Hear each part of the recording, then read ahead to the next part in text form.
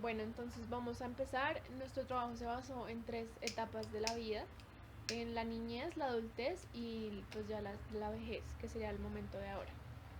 Entonces, esas son las subtemáticas y vamos pues, a empezar por las temáticas que serían como la familia en la que nace, las motivaciones y pues como el entorno de la escuela. Entonces la primera pregunta sería, ¿cómo veía cuando niño y cómo comprendía a su familia? O sea, cómo se comprendía a su familia y cómo la veía desde su perspectiva. ¿Cómo se comprendía? Comprendía. ¿Cómo la comprendía yo? Sí. Bueno, Franklin.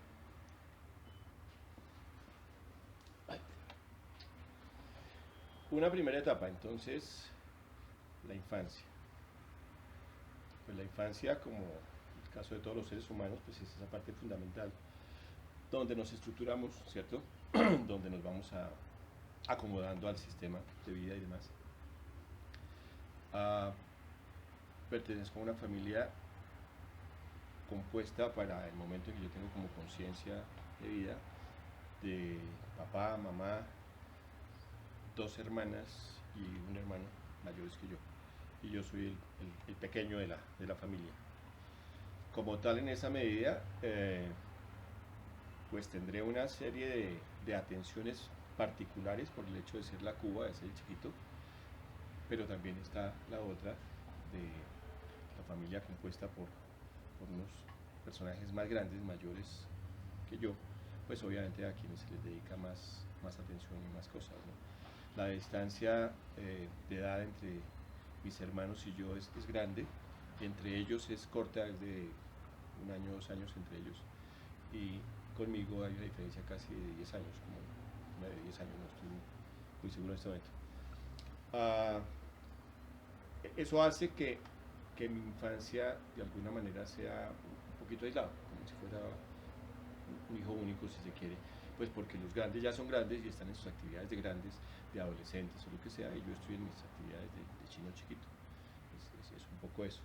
Y por ahí pues simplemente lo compondrán mi núcleo, mi grupo de amigos, los juegos, las actividades cotidianas que puede tener uno en esa edad, ¿no? Ok. Ahora basándonos en la etapa escolar, ¿cómo era de niño? Pues pienso que era una persona relativamente normal, normal en cuanto a, también estamos devolviéndonos en el tiempo 60 años, ¿no? Hoy por hoy tengo 66 años, entonces 60 años es una época en que la ciudad, el entorno es completamente distinto a lo que tenemos hoy, ¿no?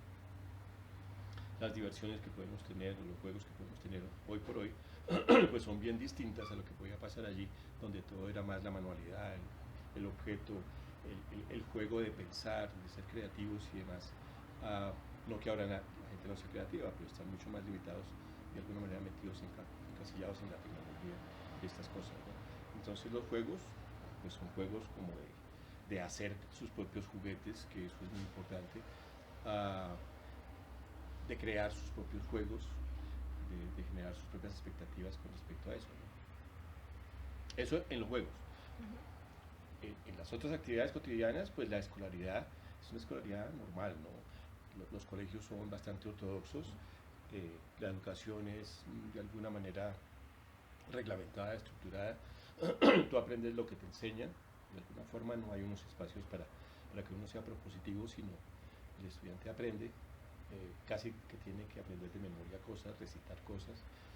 Eh, Eso en lo que le indica la academia misma. Ya por fuera, seguramente uno va en esa creatividad que va desarrollando, pues generando su propio pensamiento, su propio libre pensamiento para hacer sus cosas. Vale.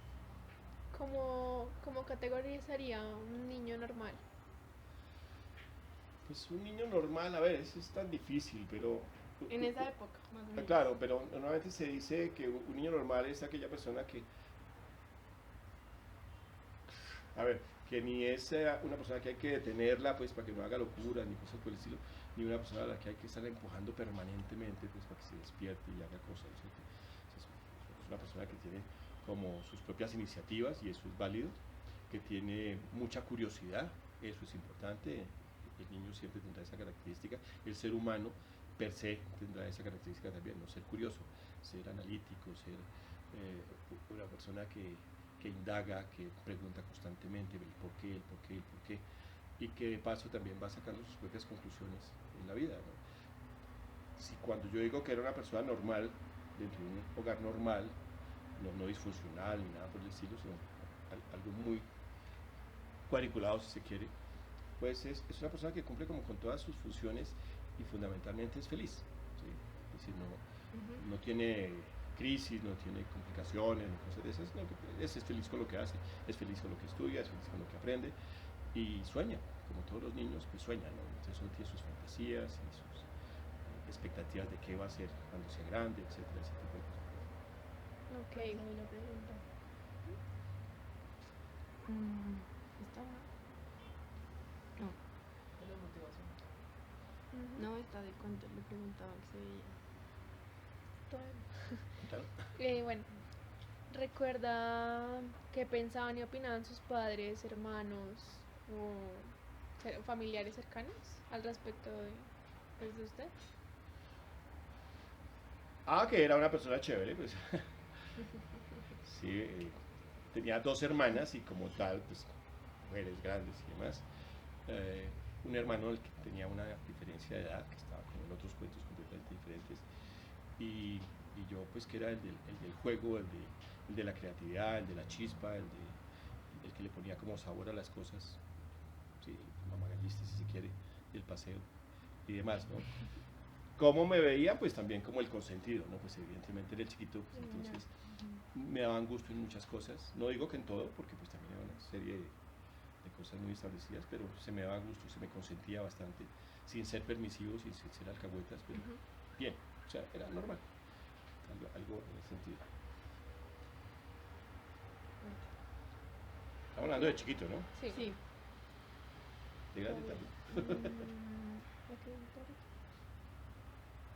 Digamos, cuando le preguntaban cómo se veía usted en 10 años, o sí, como una proyección futura, ¿qué soñaba? O sea, sí, cuando hablaba de como sus fantasías de quiero hacer esto o aquello, ¿en qué se veía? Sí, claro, hay una gran cantidad de cosas en eso, ¿no? Todos pasamos por esas diferentes etapas y en el caso particular, yo me veía inicialmente como un médico, me sentía médico, sí, me gustaba poder con los animalitos, sin ser veterinario, me gustaba jugar con los animalitos y la tal. Pero era una cosa de un tiempo, eso no duró mucho, pero siempre era como el médico, ¿no? El que iba a ser el médico. En otro momento era el arquitecto y con ese jugué mucho más tiempo, ¿sí? A ser el arquitecto, a construir vainas, hacer maquetas sin proponérmelo, pero hacer como la casa, la vaina, etc. ¿A qué edad? Era chiquito, de los 6, 7 años ya estaba en ese punto de jugar, ¿no es cierto? Luego lo de ser, están muy verdes, ¿no? Lo de ser médico fue muy cortico, ¿sí? Muy chiquito, es como las primeras etapas y demás. Y el arquitecto me llegó mucho más, como a los 6 años, digamos, y ya que tuviera conciencia del cuento.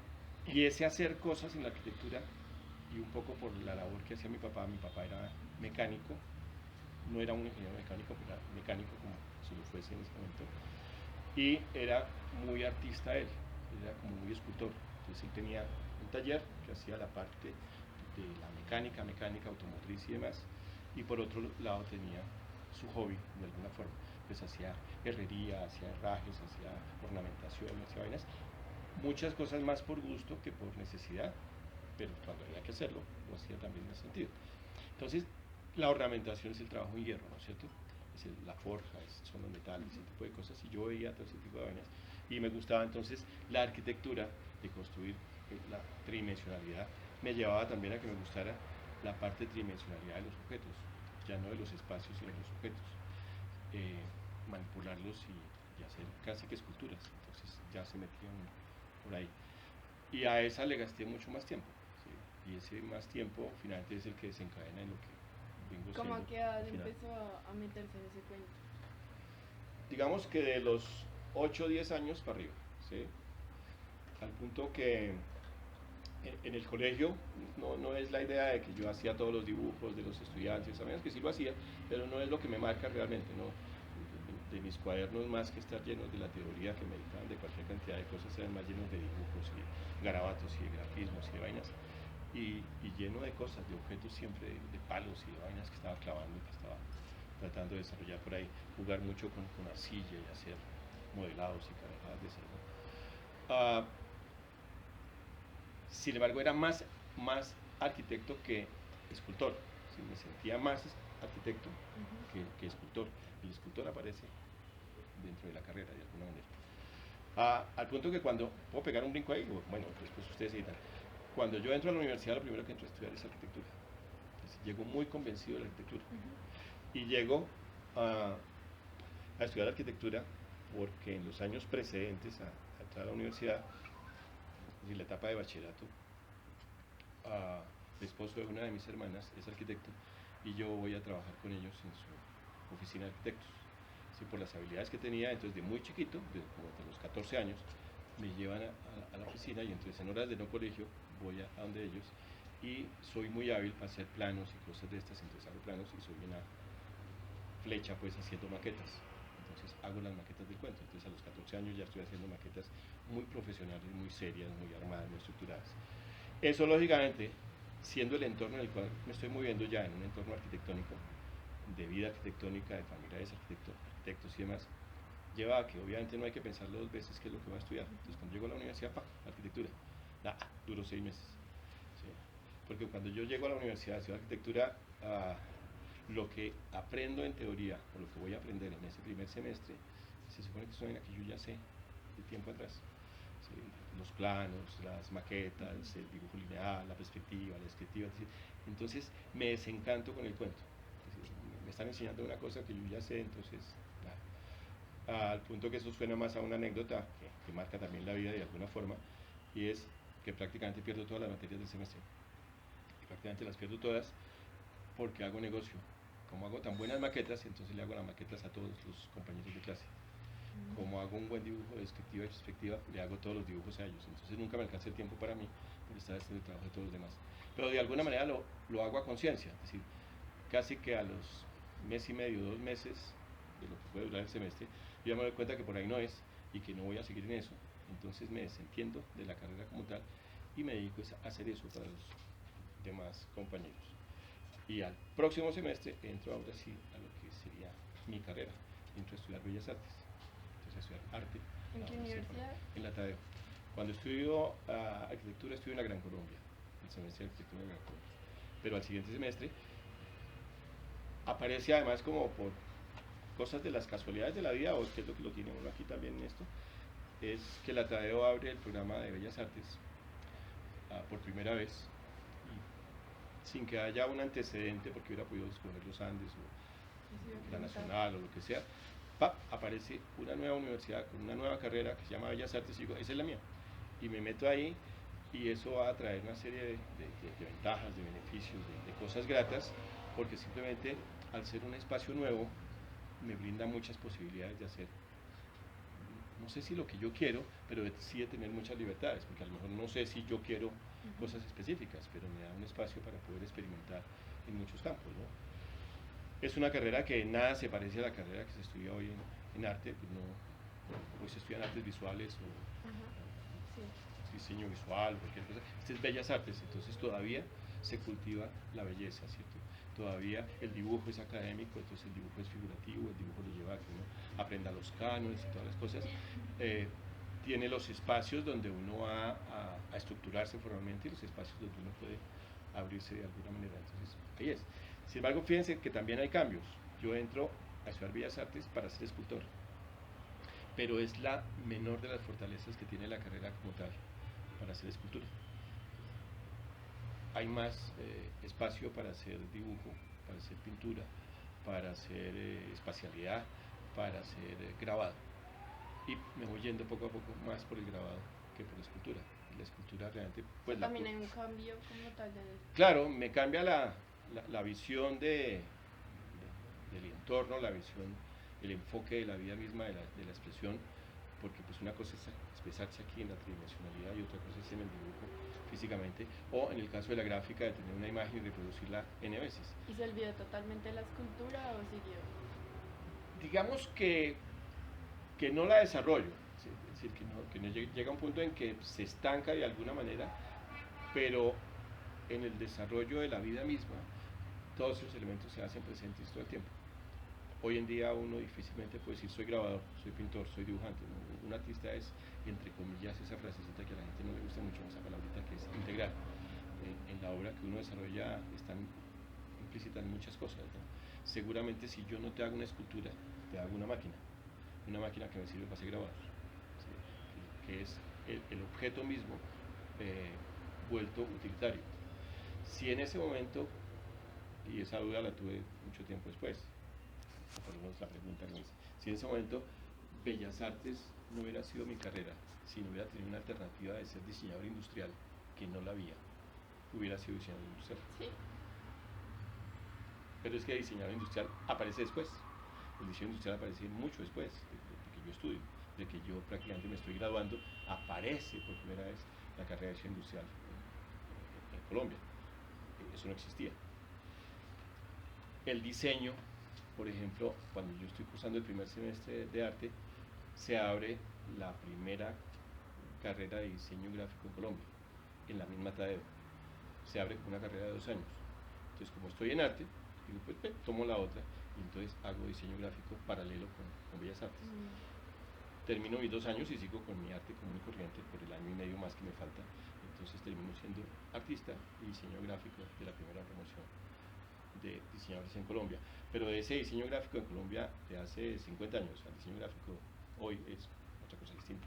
Hoy es mucho más computarizado y demás, sistemas, etc. Es más, hoy el mismo diseño gráfico pues tiene una gran cabida, pero ya hay unas especificaciones muy puntuales, ¿no?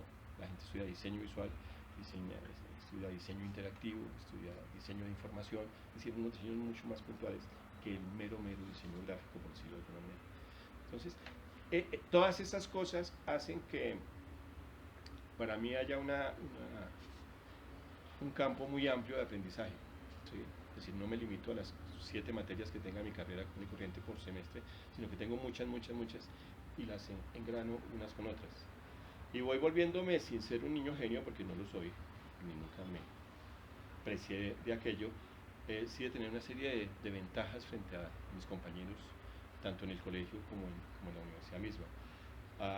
Ventajas que se van viendo, como por ejemplo mientras yo soy estudiante y expongo en salón nacional, en salones regionales, en bienales internacionales, mis compañeros exponen en el hall de la universidad o exponen en exposiciones como de trabajos de final de semestre, cosas así por el estilo. Algo mucho más casero, lo mío es mucho más afuera. ¿Por qué? Porque se da, porque las cosas se van dando de alguna manera, ¿cierto? Pero eso llegó a ser en algún punto una meta suya, llegar a como salir de la universidad. Lo que pasa es que se van dando unas situaciones que son favorecedoras para mí, como en ese sentido. El esposo de otra de mis hermanas, ya iba a ser otro de los esposos de mis hermanas, el esposo de mi otra hermana tiene un taller de publicidad de 4 grandes que hay en el país que producen la publicidad gráfica para Bavaria. ¿Sí? Entonces, el que él tiene es para la parte cundiboyacense y zona meta y demás. Entonces se le hace toda la publicidad a Bavaria.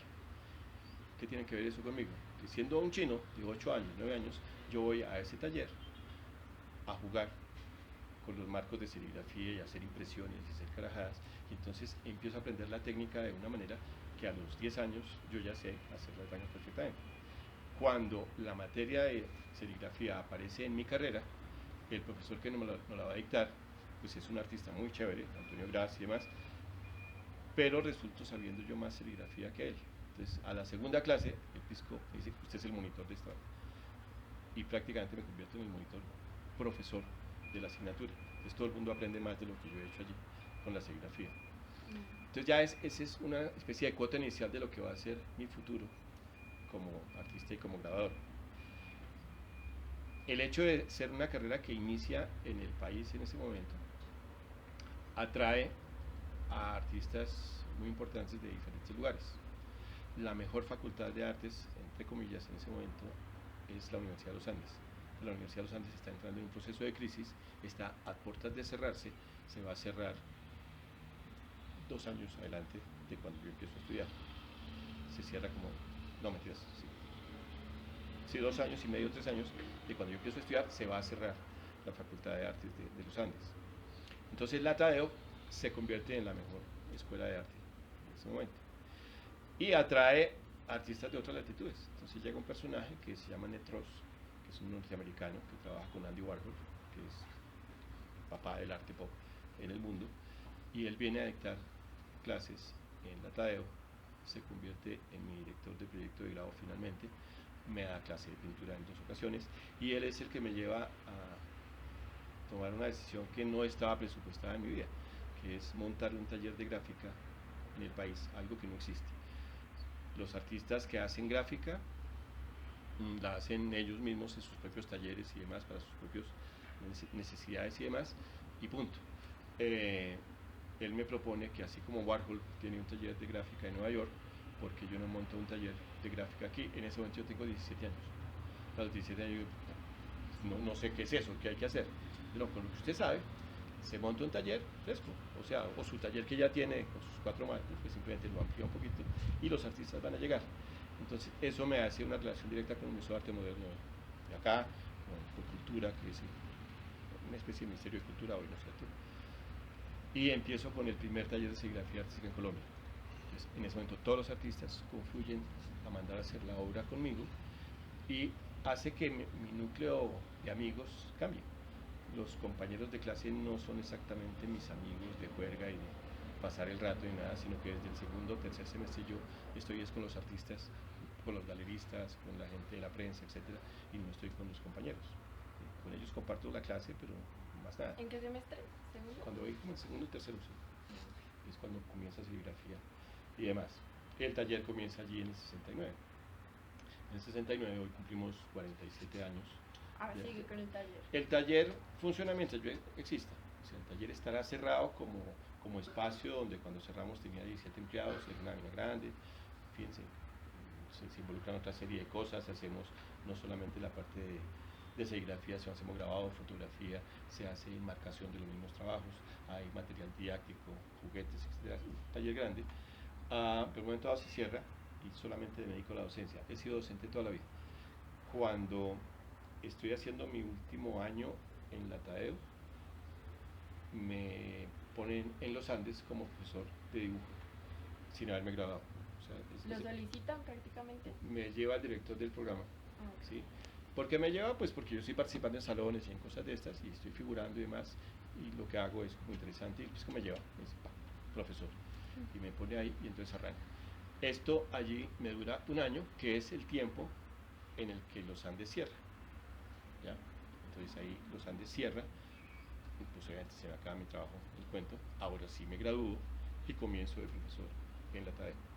Con los Andes sigo vinculado, haciendo cursos aparte, cursos extras con textiles y demás, por ahí. Entonces la parte de la docencia la llevo de siempre, de siempre. Creo que eso lo tenía desde chiquito, ¿sí? El hecho de saber hacer las cosas y enseñárselas a los demás, y gozármela con que la gente hiciera las cosas, ¿no? Enseñarle lo que yo sé, que es rico poder compartirlo con otra persona, y que esa persona ahora crezca. ¿Y sin ningún estudio? ¿No ha hecho hasta ahorita ningún estudio, digamos, en licenciatura o algo así, nada de eso? No, esa nos la da las Bellas Artes, ¿sí? Las Bellas Artes es una licenciatura en Bellas Artes, que es el título que te dan es maestro y demás. Maestro. Y ahí hay una serie de clases que tienen que ver con pedagogía y con psicología y con todo este tipo de vainas, porque realmente los que estudian arte, de alguna manera, el campo de acción, uno de los campos de acción es justamente ser docente, sea de universidad o sea de colegio, sea donde sea, pero ser docente. Entonces ahí hay unos pinitos, no es una cosa muy profunda, pues, uno aplica el cuento, ya después lo hago es por la práctica, ¿sí? Entonces uno desarrolla sus propios métodos, sus propias cosas para hacer la vaina. Pero eso me va llevando a que sea docente todo el tiempo. Cuando el taller cierra sus puertas, de ser un taller, con aviso, por decirlo de alguna manera, con sede, él sigue funcionando en la medida en que yo esté. Entonces, por decirte alguna vez. O sea, como con clientes ya fijos o algo así. Claro, eso tiene otra serie de historias que seguramente no vengan al caso para la entrevista, ¿cierto? Pero de alguna manera, cuando nace el taller de serigrafía conmigo, nace de alguna manera la gráfica en Colombia, la gráfica seriada en Colombia. Se empieza a producir obra gráfica, se empieza a divulgar la obra gráfica, hay galerías que mueven la gráfica, etcétera, etcétera. Y se genera un público. Y curiosamente, ese público, vuelvo a insistir, esto seguramente no tenga que ver con la charla, en fin, ustedes verán si lo encajan, pero curiosamente la gráfica nace, aparece, y también hay una bonanza en el país que es la bonanza marimbera, la bonanza de la hierba, la bonanza de Rodríguez Gacha, ese tipo de cosas. Entonces hay una economía que aparece por ahí, y estos grandes capos empiezan a lavar su plata. ¿En qué? En ese momento no ponen bodytech como hoy, no ponen empresas de este tipo, sino lo que hacen es lavar el dinero comprando arte. Entonces el arte que le compran a los pintores, a los escultores, le compran las obras entre comillas originales, las únicas, a unos precios, se sobrevalora la vaina, los boteros son carísimos, los sobrecobrones son carísimos, etc. Y como esto tiene unas cadenas también, a jerarquías, entonces los que están más debajito adquieren dibujos o adquieren obra gráfica seriada y se mueve el mercado muy por ahí. ¿Sí? Entonces, si un personaje puede tener una obra que vale 50 millones de pesos, pues un capo de estos menor, pues puede tener una obra gráfica que vale 5 o vale 10, ¿ya? Más viable por ahí. Y curiosamente, cuando yo de alguna manera cierro el taller de gráfica, porque me da rabia tener este trabajo, porque ya no quiero tener este trabajo, porque me siento utilizado y manipulado por los artistas haciendo la cosa, porque me siento taller, me siento obrero de la gráfica, y esa no era la función que yo quería. Yo soy un artista y quería como artista simplemente hacer mi camino. Entonces decido un día, se cierra el taller, y curiosamente se cierra el taller, y de alguna manera la bonanza de estos personajes también se aplaca, y los talleres que también han florecido, se han hecho más talleres de gráfica, desaparecen, y prácticamente el movimiento gráfico hoy es muy limitado en el país. Casi que conmigo nace la gráfica y conmigo desaparece la gráfica.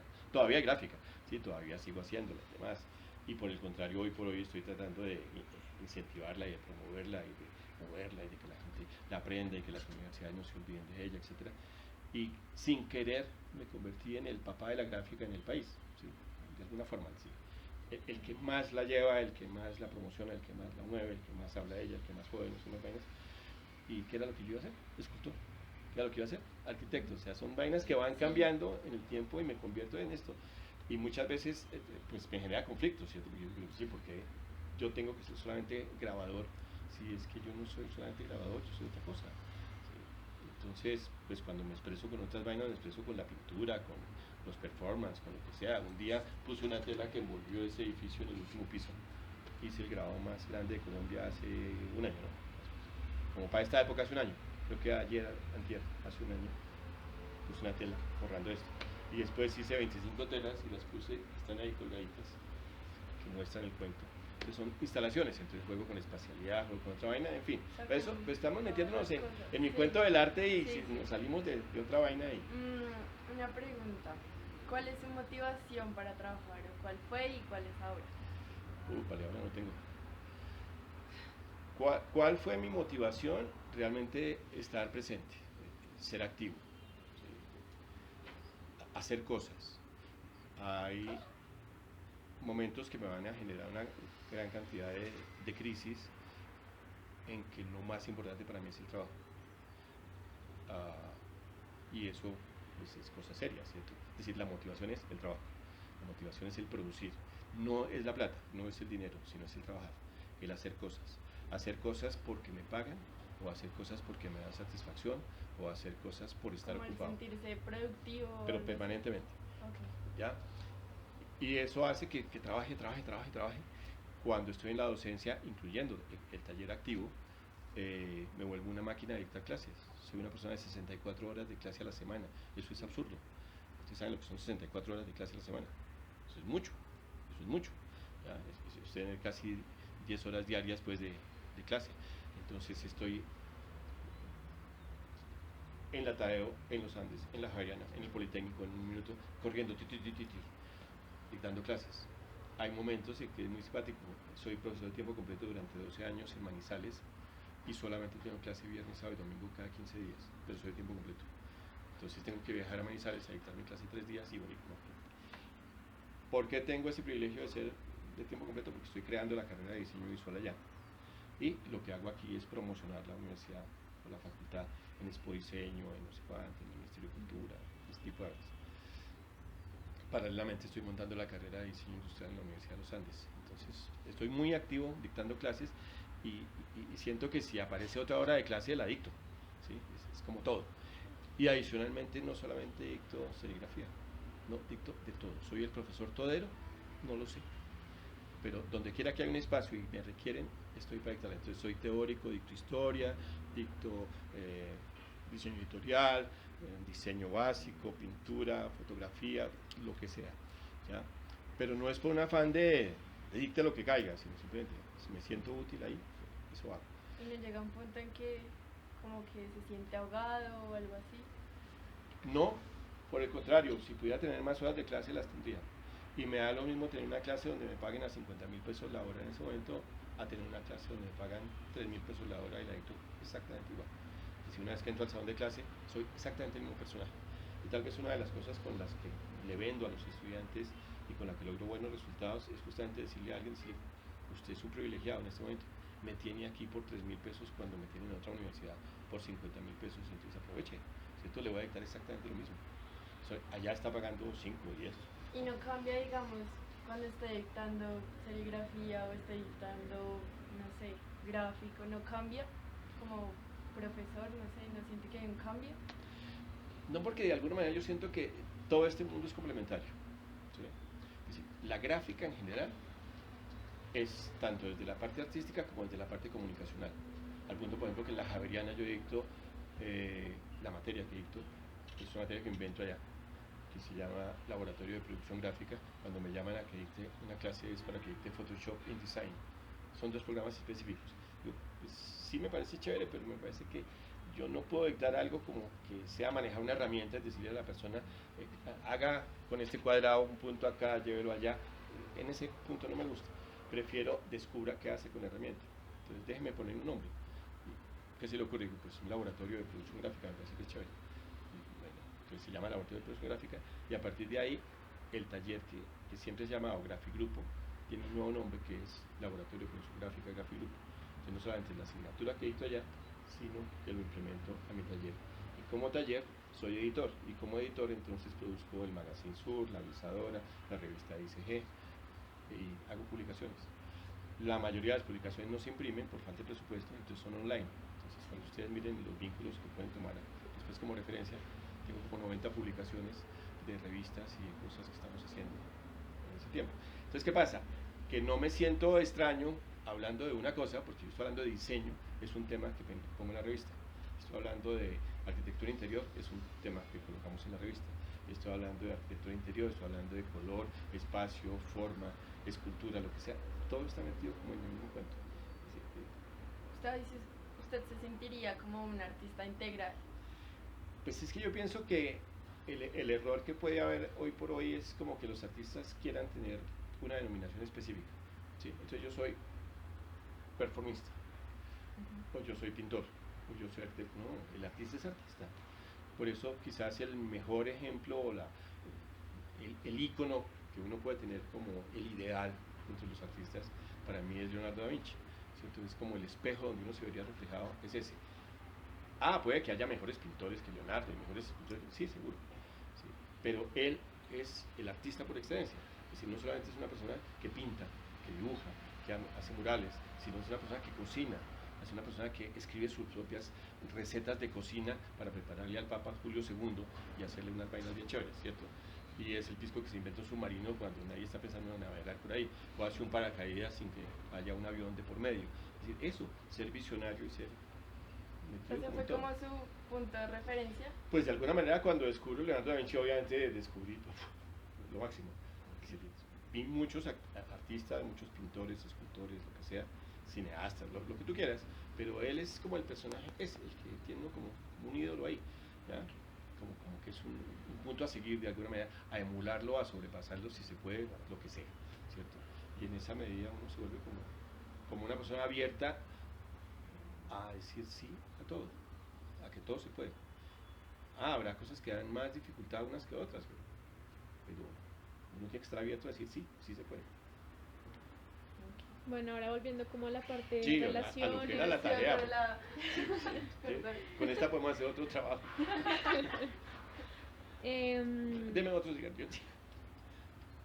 ¿Cómo influyó su familia en su formación como persona ya adulta? No, nada.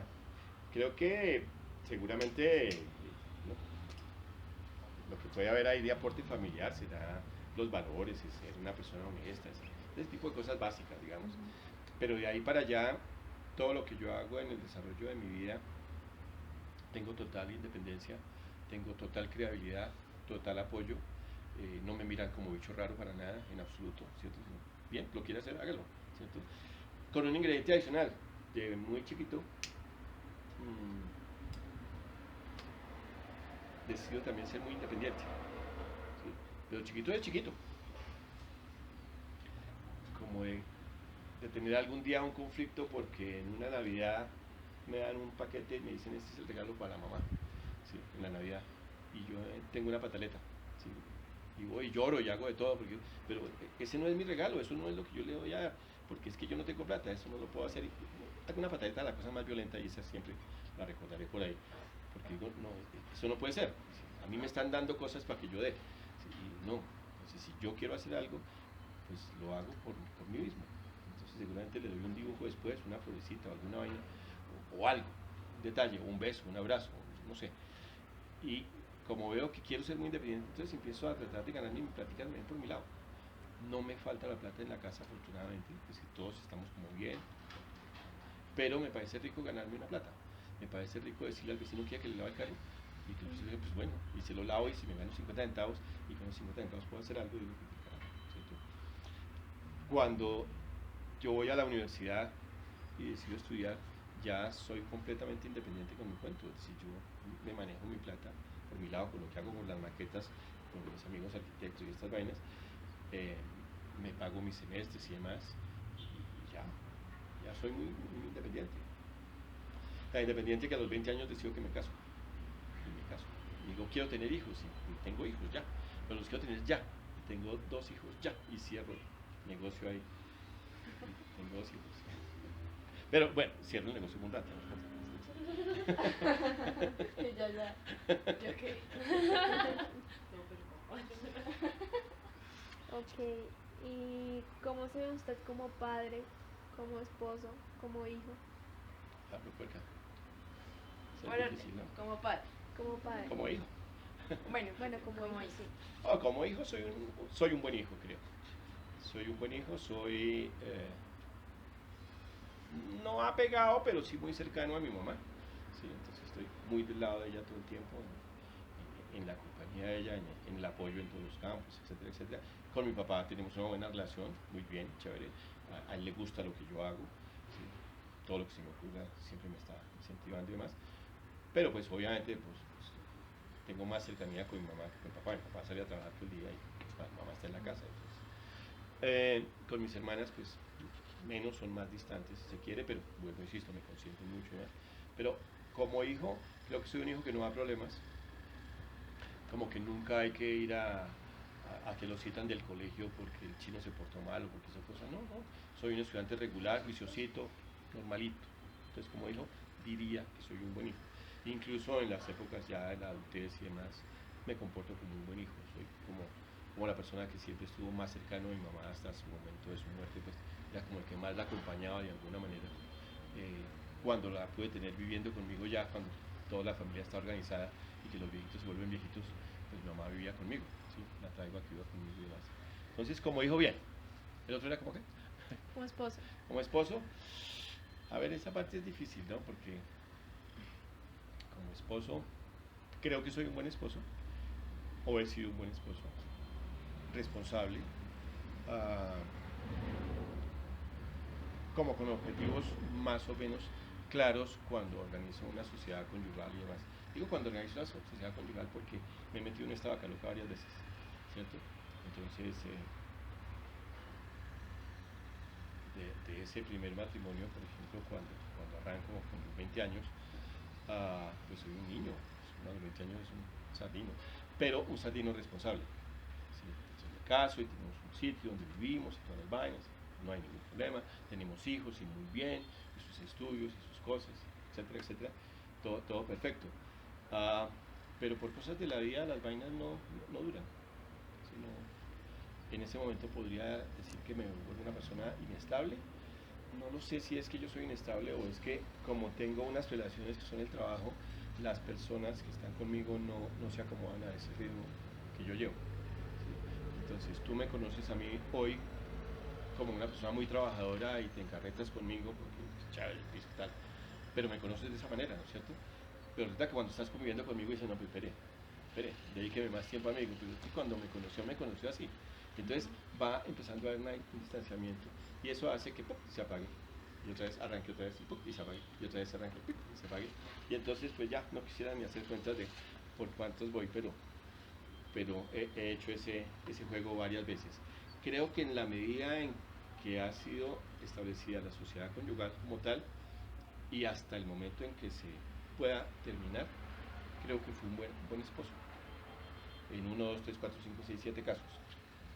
Yo siempre creo haber sido un buen esposo, responsable, juicioso y demás, etcétera. Muy despelotado con el dinero, eso sí. A mí la plata no me interesa, entonces así como entra, sale y seguramente sale más y me endeudo y hago vainas y tal,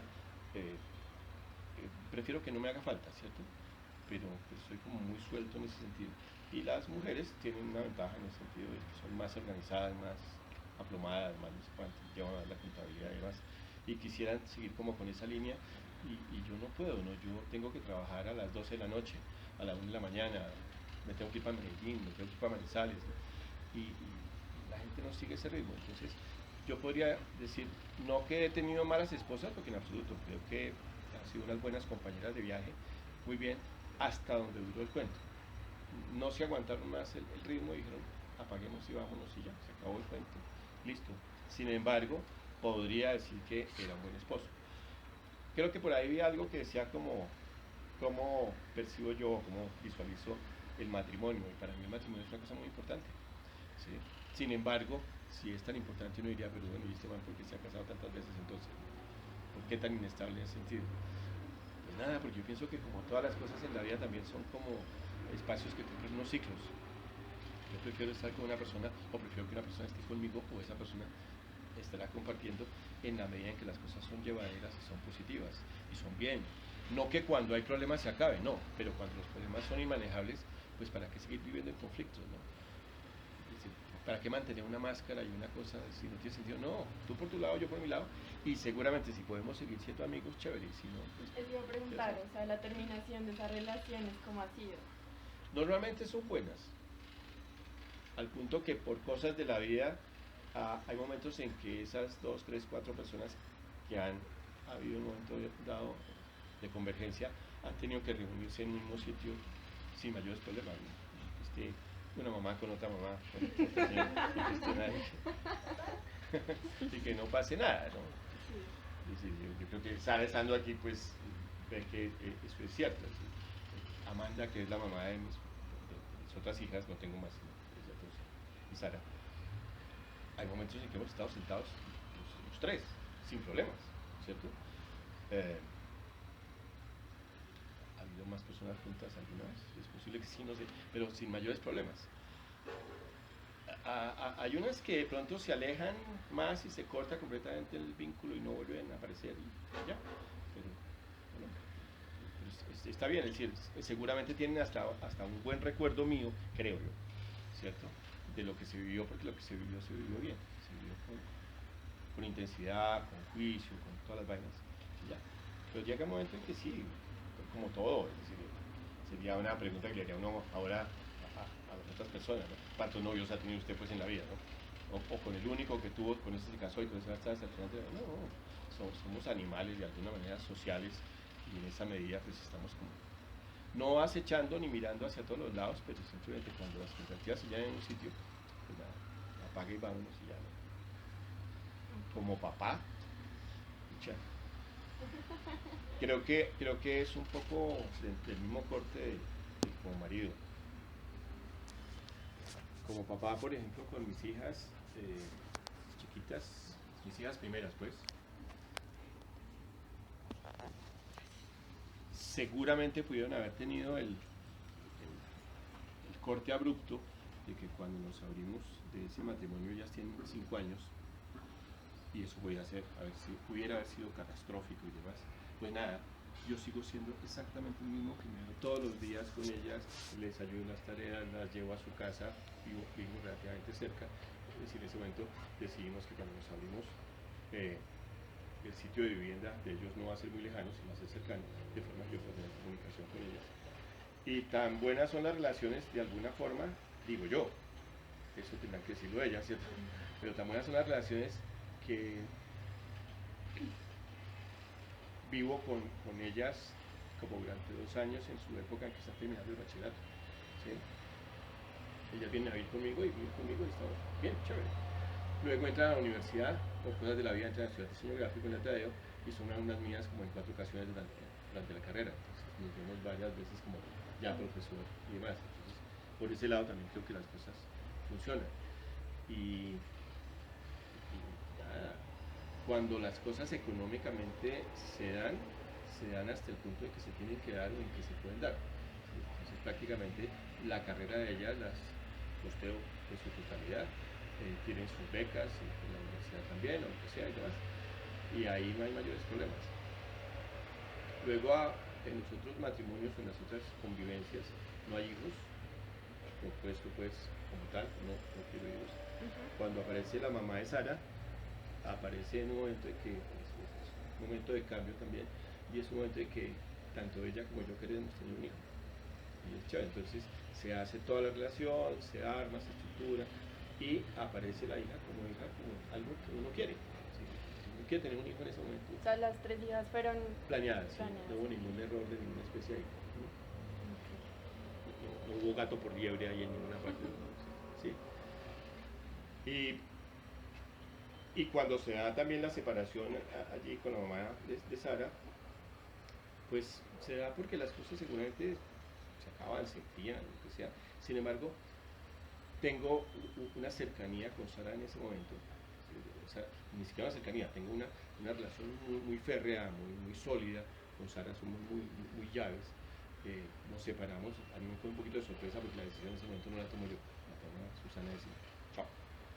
Susana es la mamá. Sí, chao, te veo, y yo no, listo, bueno, ok, lo hablamos y demás, y listo, se acabó.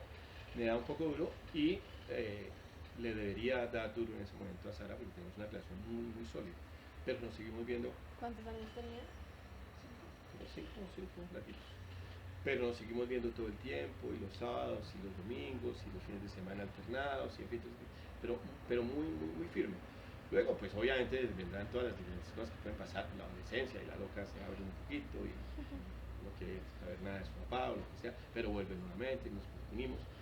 Entonces creo que como papá con ella también tenemos una buena relación, pero lógicamente una buena relación relativa en cuanto a lo económico, porque hay un momento en que cuando nos abrimos, pues lógicamente yo empiezo a ya no aportar a su educación, a sus cosas, pues porque entro en crisis económica y es la época en que de alguna manera se consolida más el adetazo de haber cerrado el taller y estas cosas. Entonces lógicamente los ingresos bajan violentamente, ¿no? Si han venido bajando violentamente. Entonces ese rasco apenas hace que diga, pues no puedo pagar una carrera, ¿me entiendes? O sea, creo que aporto en el primer semestre y ya no puedo volver a vivir. No, es muy jodido. ¿Ya?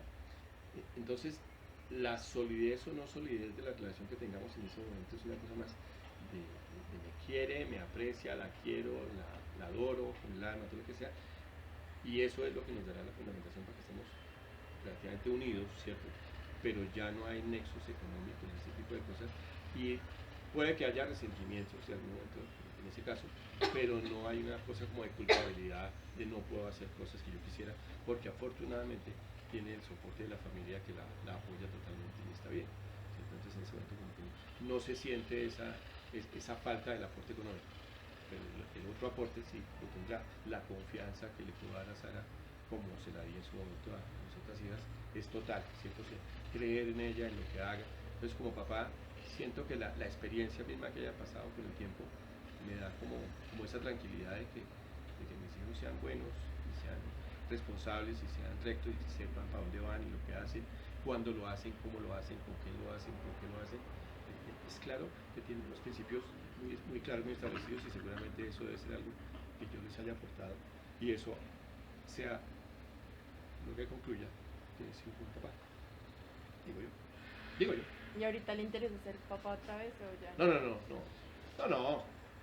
No, en este momento yo soy de frases por ahí, hoy no he hecho ninguna, pero soy de frases por ahí en que de un tiempo para acá tengo como una especie de angustia, y esa se ve reflejada en una frase que dice: tengo tanto por hacer, pero me queda tan poco tiempo, y es porque siento que mis días están contados. De alguna manera, no es que me voy a morir mañana, tranquilo, no lo sé, pero sí siento que, como cosa lógica, el tiempo cada vez es más corto, ¿sí? Puede ser que viva hasta los 90 años, no tengo ni idea, pero es más corto de lo que ya pasó anteriormente. Y siento que quiero hacer muchas cosas. Quisiera que el día no tuviera 24 horas, que tuviera más. De hecho, eso hace que duerma menos. Entonces cada vez duermo menos. Bueno, todos los viejitos duermen menos, ¿no? Pero duermo menos. Es muy fácil que a la 1 de la mañana esté despierto, a las 3 de la mañana esté despierto, a las 4 de la mañana esté despierto y esté haciendo cosas, ¿no? No necesariamente produciendo. A veces no es el producir con la cosa física, sino es el producir aquí. ¿Sí? Y pensar cosas, y planear vainas, y inventarme carajadas, estrategias y cosas. Como que qué rico que esa persona que tenía 64 horas de clase hoy no tiene sino solamente 6 horas de clase a la semana, que afecta mucho el bolsillo y demás, pero que me da mucho tiempo para pensar, y eso me parece muy rico. Es decir, en lugar de angustiarme y demás, porque hay momentos en que me estreso, obviamente, excepto cuando llega el recibo del DirecTV y el del teléfono y el de la joda, es estresante, pero por lo demás tengo el tiempo libre para pensar y hacer lo que quiera, ¿no? Para poder hacer un dibujo con chocolate o con tinto o con lo que sea, pues jugar a ese tipo de cosas. Entonces, las expectativas de hoy, ¿cuáles son? Vivir al máximo el día, el momento, ¿sí? Estar feliz hoy porque no sé si mañana voy a estar, entonces es más por ahí. Que eso no le pasa a uno en otras épocas, ¿no? Porque en otras épocas siempre está pensando en el futuro, ¿sí? Entonces cuando 10 meses tenga vacaciones, entonces voy a ir a Italia, cuando no sé qué, voy a ir a Villeta, entonces está siempre proyectándose un poco de tiempo. No, hoy es hoy, y hoy estoy aquí con ustedes haciendo esto y lo estoy disfrutando. No sé mañana qué habrá. ¿Qué opina sobre usted hoy en día? Que soy un mancho. Yo pienso que esa es una buena pregunta que se tiene que hacer la gente, no con motivo de una entrevista o de un interrogatorio o lo que sea, sino hacerse todos los días, ¿no? ¿Quién soy yo? ¿Qué hago hoy? Y hacer balances, ¿no? A no hacer borrón de las cosas, porque no se trata de olvidar, sino simplemente construir a partir de todo lo que ha vivido con experiencia, ¿no? Todas las cosas que uno aprenda son positivas. Todas las cosas que uno viva son positivas. Así sea que se le metan a uno los ladrones y vienen los ladrones, bueno, hay ser que se le metan a uno los ladrones hoy y le roben hasta lo que no tiene, ¿cierto? Y eso hace que la vida cambie. Y entonces seguramente eso tuvo que ser positivo porque cerró una cantidad de puertas que seguramente estaban muy justas y abre otras con otras dimensiones diferentes. ¿Cómo soy yo? ¿Cómo soy? De verdad que sí, soy una persona chévere, porque soy una persona creativa, inventiva, con una gran sensibilidad, afectuoso, cariñoso, buena gente, neurótico como él solo. Me molesta el hecho de que mucha gente me ha utilizado por ser buena gente, ¿sí? He sido fácilmente utilizado por la sociedad, y la sociedad misma como que no me revierte cosas, ¿sí? No se trata de que la gente me tenga que agradecer lo que yo hago por la gente, las instituciones no tienen por qué agradecerme lo que yo hago con las instituciones, pero en el fondo sí tienen que ser agradecidos con las cosas que uno le ha aportado. Frases. Ah, yo nunca he sido una persona que me sienta orgulloso de ser profesor de la Universidad de los Andes. La Universidad de los Andes debe sentirse bien de que yo sea profesor de su universidad. Yo sé que eso suena pretencioso y demás, pero es que es cierto, las universidades no son por el número de metros cuadrados que tengan de construcción, por el número de libros que tengan en la biblioteca. Las universidades se deben a los profesores, porque los profesores son el conocimiento mismo y son a las últimas personas que las universidades consideran universidad. ¿Me explico? La universidad es porque tiene 500 coordinadores, no sé cuántas secretarias, no sé cuántos edificios, no sé cuántos coordinadores, es decir, una cantidad de cosas que no tienen nada que ver con el conocimiento. Cuando una universidad está buscando la acreditación esa que buscan ahora cada rato, les preocupa saber cuántos videogames tienen, cuántos salones tienen, cuántas sillas tienen, cuántos libros tienen en metro cuadrado, etcétera, etcétera. Y lo último que se contempla es la calidad académica, pero es lo último.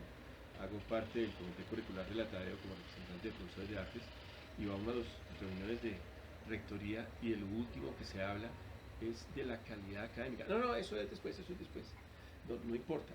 A los profesores se les contrata en las universidades para que dicten una cosa y le dicen, muestre el programa, es que un programa que va a dictar.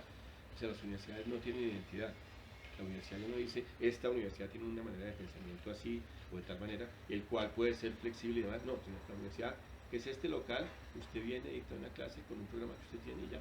Y nunca ni siquiera le preguntan si lo lleva, si lo hizo, si no lo hizo, nada.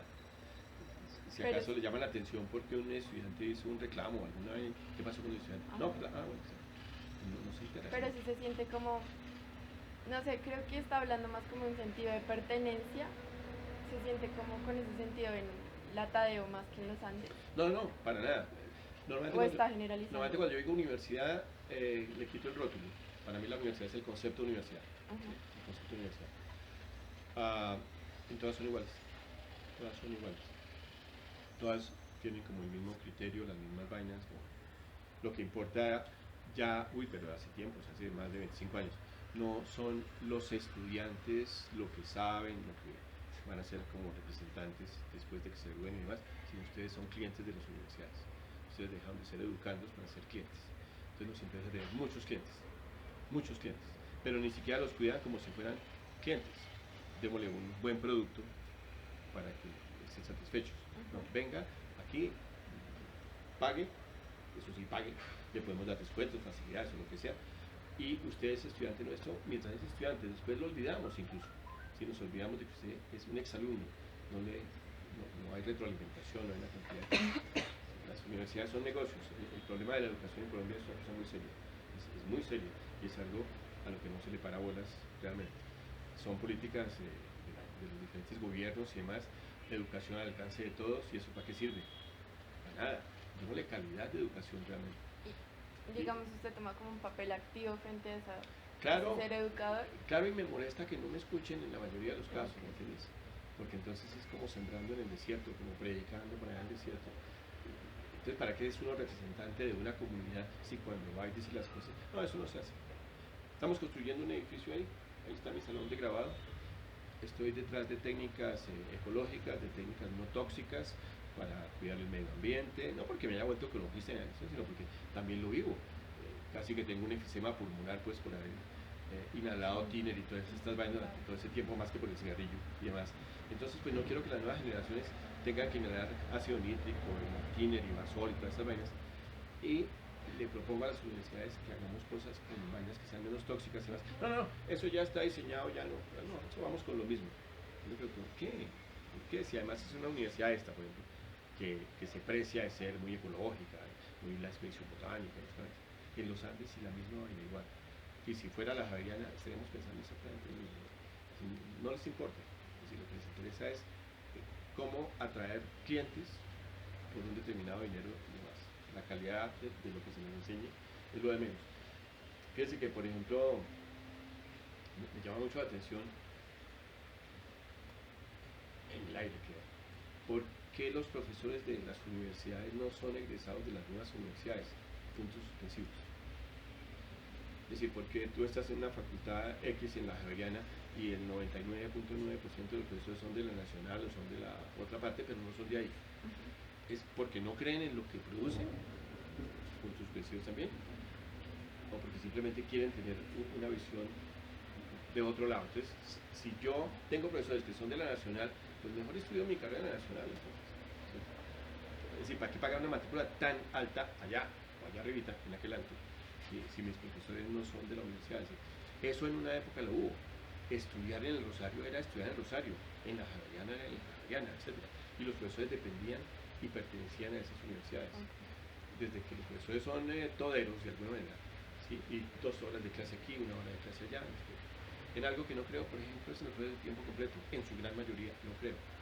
Porque el profesor de tiempo completo, en lugar de aportarle a la educación y demás, es una persona que está llenando cuadros de Excel, estadísticas, asistiendo a reuniones, a charlas, a cosas, y nada que ver con lo que es su función docente. Una persona hace una maestría, en la que tampoco creo, ¿sí? Va y hace una maestría, y en lugar de revertir eso con conocimiento, dárselo a sus estudiantes, lo reserva para sí. Es algo que si aprendió algo, es para sí, y para que le suban el sueldo, pero eso no lo modifica para los estudiantes. Y entonces así no funciona, así la educación es tiempo perdido. Y en el campo mío específico, en el campo de las artes, desde hace 25 años atrás, ando diciendo que las escuelas de arte o las facultades de arte no deberían ser facultades dentro de las universidades, sino ser talleres y ser escuelas aparte de la universidad. Que sea un negocio de la universidad, chévere, téngalo, ¿sí? Pero no esté dentro de la universidad, no se rija con los patrones de la universidad, ¿sí? No tenga que ver teología o cátedra javeriana o cátedra no sé qué, tiene una cantidad de maricadas de cosas que no tienen nada que ver. Si usted va a ser artista, es artista, entonces haga cosas. La gente lo que menos sabe hacer es hacer cosas. Hay gente que uno le pregunta, ¿a usted qué es? No, estoy terminando pintura. Ah, se va a grabar como pintor. ¿Cuántas pinturas ha hecho? Una en primero, no en primero, no hicimos 2, 3. Ha hecho 4 cuadros y va a ser un pintor. No, está loco. ¿Por qué? Porque las clases de arte en las universidades se volvieron reflexión. Reflexión de la práctica. Es que la práctica realmente, obviamente hay que meter la parte teórica, pero por favor, es fundamental, ¿cierto? Pero el hacer es importantísimo. Así tú hagas instalaciones y hagas cosas abstractas y demás, pero tú tienes que saber hacer. Tú vas a trabajar haciendo una instalación y la gente cree que una instalación es cualquier cosa. No, una instalación, y tú como artista tienes que trabajar con plomeros, con carpinteros, con ingenieros, con ingenieros de sistemas, con una cantidad de personas, con arquitectos para que construyan una valla, y tienes que dirigir eso. Y si tú no sabes hacer eso, es muy difícil. Pues, los estudiantes pues, es que no saben de nada, se están graduando y no saben quién es, no sé, Obregón. No saben quién es Andy Warhol, es decir, no saben quién es nadie, ni hoy en el arte, ni ayer, ni mucho menos más atrás, con el argumento, pero es que es viejo. Los estudiantes jóvenes, un poco por eso también. El joven no quiere, pero al joven se le puede educar, ¿no es cierto? Y la labor como profesor es una labor educativa. Como educadores tenemos que educar a la gente, ¿verdad? Enseñarles. Si tú no sabes, yo te enseño. Y tengo una obligación de enseñar. Y entonces de cambiarte un poco esa manera terca de ser.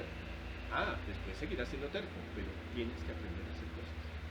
Y tienes que aprender a pensar, tienes que aprender a manejar tu tiempo y a hacer cosas. Esas cosas se aprenden como todo. Esto parece una entrevista de otra cosa, yo no después nos reunimos y hacemos otra. Es que siento que me voy más para el lado del arte que hacia lo que a ustedes les puede interesar, que no sé qué es lo que les interesa. Bueno. ¿Sirve? Sí. Sigue considerando la motivación que mencionó por su trabajo anteriormente y la sigue aplicando en su vida o tiene motivaciones nuevas.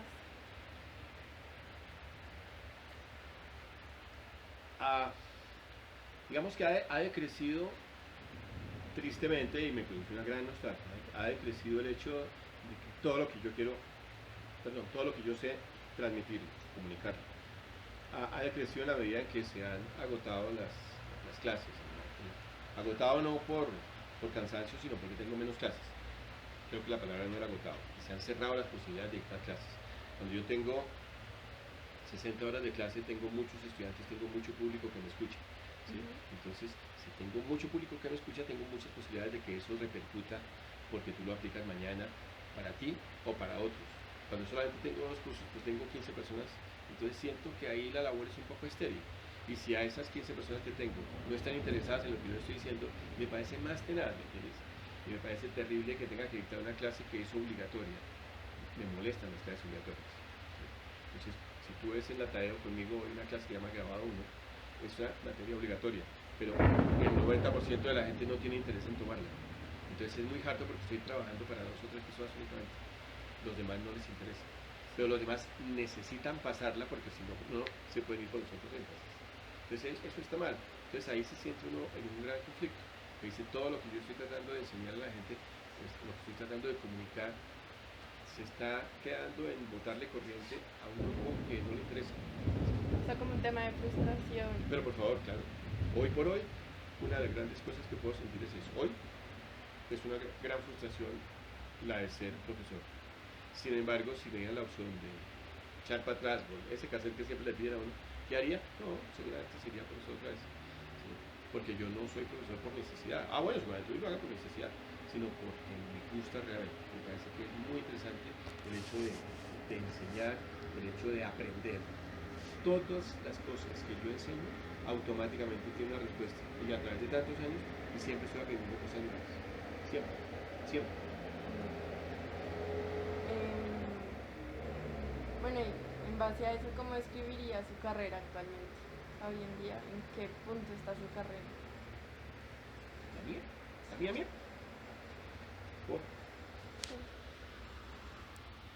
Digamos que esto con el arte tiene, no sé si con las demás profesiones, la verdad no me he puesto a pensarlo, pero con el arte tiene como unos momentos, es decir, como que es la vida de uno que puede ser muy larga o muy corta, pero tiene unos momentos en los que uno es muy productivo, poco productivo, quizás muy productivo, pero nada comprendido. Y quizás en este momento puede pasar un poco eso. Quizás es un momento en que tengo una buena producción, que tengo una gran cantidad de ideas, una gran cantidad de cosas, pero seguramente eso se queda en un entorno muy cerrado. No se proyecta tanto. No es lo mismo que hace 20 años atrás, cuando uno todo lo que hacía lo mostraba en galería, en exposiciones o lo que sea, y la gente estaba hablando alrededor de. Entonces, eso no me produce frustración, de plano, ¿cierto? Pero sí siento que hay un cambio, evidentemente. Es decir, el público interlocutor es menos para mí, ahora, que hace 10 años atrás, evidentemente. Es decir, hoy es el artista que está de moda. Nosotros tenemos unos cuartos de hora. Es decir, Enrique, que soy yo, era importante en los 70s, 90s, ¿sí? Y tenía unos buenos interlocutores. Y las galerías, y la gente. Bueno, hoy la gente todavía me conoce. De hecho, tengo un grupo en Facebook, le creo a Facebook, ¿sí? Me muevo en Facebook. Cuando el Facebook es en serio, vale la pena. Cuando es para pendejear, pues es para pendejear. Pero tengo un grupo de gráfica, que tengo como 4.000 afiliados en el cuento. Y cosa curiosa, en esos 4.000 debe haber a lo sumo 100, y estoy exagerando, colombianos. El resto son españoles, franceses, muchísimos mexicanos, argentinos, etc. Y hay interlocución con ellos. Es curioso, yo le digo que tengo una crisis en los Andes, que estoy saliendo allí peleando en las vainas, y son los españoles, los franceses, los argentinos los que me dan la palmadita en la espalda y me dicen, no, fresco, aquí a la gente no le interesa. Entonces me volví más internacional por ahí con el cuento que lo que pueda pasar aquí. Aquí hay una gran desidia con respecto a las cosas. La gente está en un problema más de inmediatez y de cosa en que me siento en un lugar donde no debería estar. Es decir, yo preferiría, y es lo que le pasa a mucha gente también a Esteban seguramente, no estar en la ciudad. Prefiero el campo. Me siento más rico cuando estoy afuera. Dibujando o no dibujando, haciendo o no haciendo, ¿no? Podría irme para, no sé, para Villeta, y no dibujar plantas y flores, sino dibujar, no sé, Transmilenio o alguna vaina, pero lo dibujo desde allá, ¿me entiendes? Sí, solamente como la tranquilidad de estar en un otro espacio diferente, mucho más agradable y mucho más. Sí,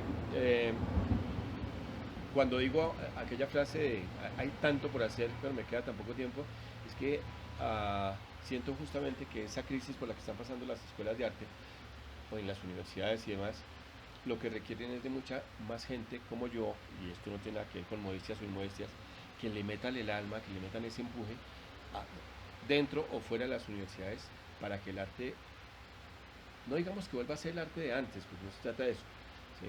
Pero que mantenga las cosas pretéritas con el presente y con el futuro. Es decir, que utilicemos las tecnologías, claro, yo tengo computadores, tengo cosas, y tengo maquinitas muy artesanales, tengo una piedra litográfica que es de los inicios pues de la litografía, pero tengo el computador de última tecnología también, sí, sí que se necesita, ¿cierto? Y el artista no puede ser de una época, el artista es atemporal, el artista, es decir, y el arte tiene que verse bien hoy y mañana y dentro de 5 siglos o 3 siglos atrás, ¿no? Por eso las modas me parecen que son peligrosas, ¿no? La cosa que esté de actualidad en este momento y que te dé un gran dinero, una gran cosa, pues sí, pero es que eso mañana no tiene público, no tiene un asidero, no queda en la historia. A veces digo, o decía, hoy no lo digo, pero para mí es importante quedar en la historia del arte colombiano, o en la historia. Pues si uno está en la historia del arte colombiano, está en la historia del arte mundial, ¿cierto? Porque pues esto es el mundo, ¿de acuerdo? Y seguramente no soy la persona que está exponiendo en 1000 galerías, pero aparezco en unas cuantas publicaciones, y eso es importante, ¿sí? Estar en una ¿Cómo publicación. trascender? Claro, es decir, que la vida de uno no pasó sin pena ni gloria, ¿me entiendes? Es decir, si no para esa gracia, entonces sería un pintor que pinta en la calle allá con la tiza y que me den la moneda. Sí. Y cae el aguacero y se borra la... Hola, ¿qué aguacero tan chévere? ¿Sí? Cae el aguacero y... Ya no se ve el cielo. No, ya no se ve nada. nada. La universidad yendo para acá. Estaba pensando en eso. A mí sí me parece que uno como artista tiene que pensar en trascender. Tiene que pensar en ser recordado. Bien o mal, eso no me importa. Ustedes van a salir diciendo, no, que man tan insoportable, pero me van a recordar.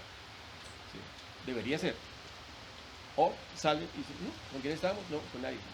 Entonces, quedar como en el limbo, eso sí me preocupa, me parece que por ahí no es.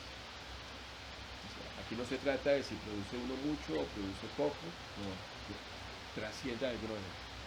Y eso lo he logrado mucho, seguramente más que con la obra, con el pensamiento y con lo que le comunico a los estudiantes, ¿sí? Con el feedback, ¿cierto? Con el conversar, con ese qué le aporto yo al estudiante en la clase, con esa manera de pensar, eso es lo que le queda. Y ahí en ese momento es donde uno siente que trasciende, ¿sí?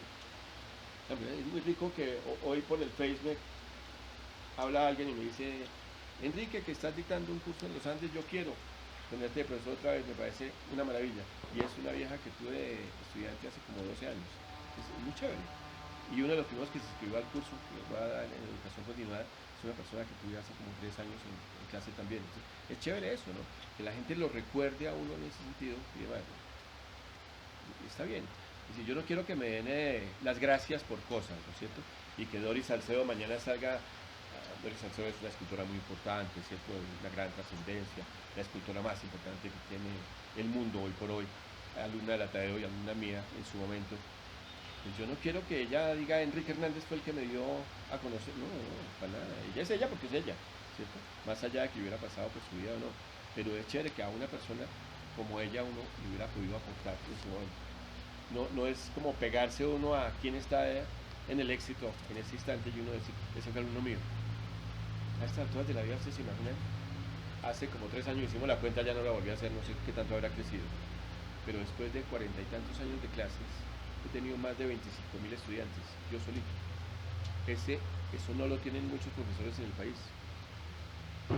Ni siquiera los profesores de colegio que tienen cursos gigantescos y vainas, pero que no tienen copada su agenda todo el tiempo.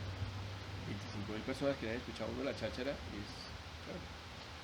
Seguramente 18.500 me odian, pero me escucharon, ¿cierto? Y algo deben aprender ahí del cuento. Eso es chévere. Sí, para mí sí es importante el cuento de trascender, de quedar en el tiempo y de quedar registrado con las historias. ¿Cuál es la imagen que tiene de familia ahorita? Ya, hoy, ¿cómo describiría su familia?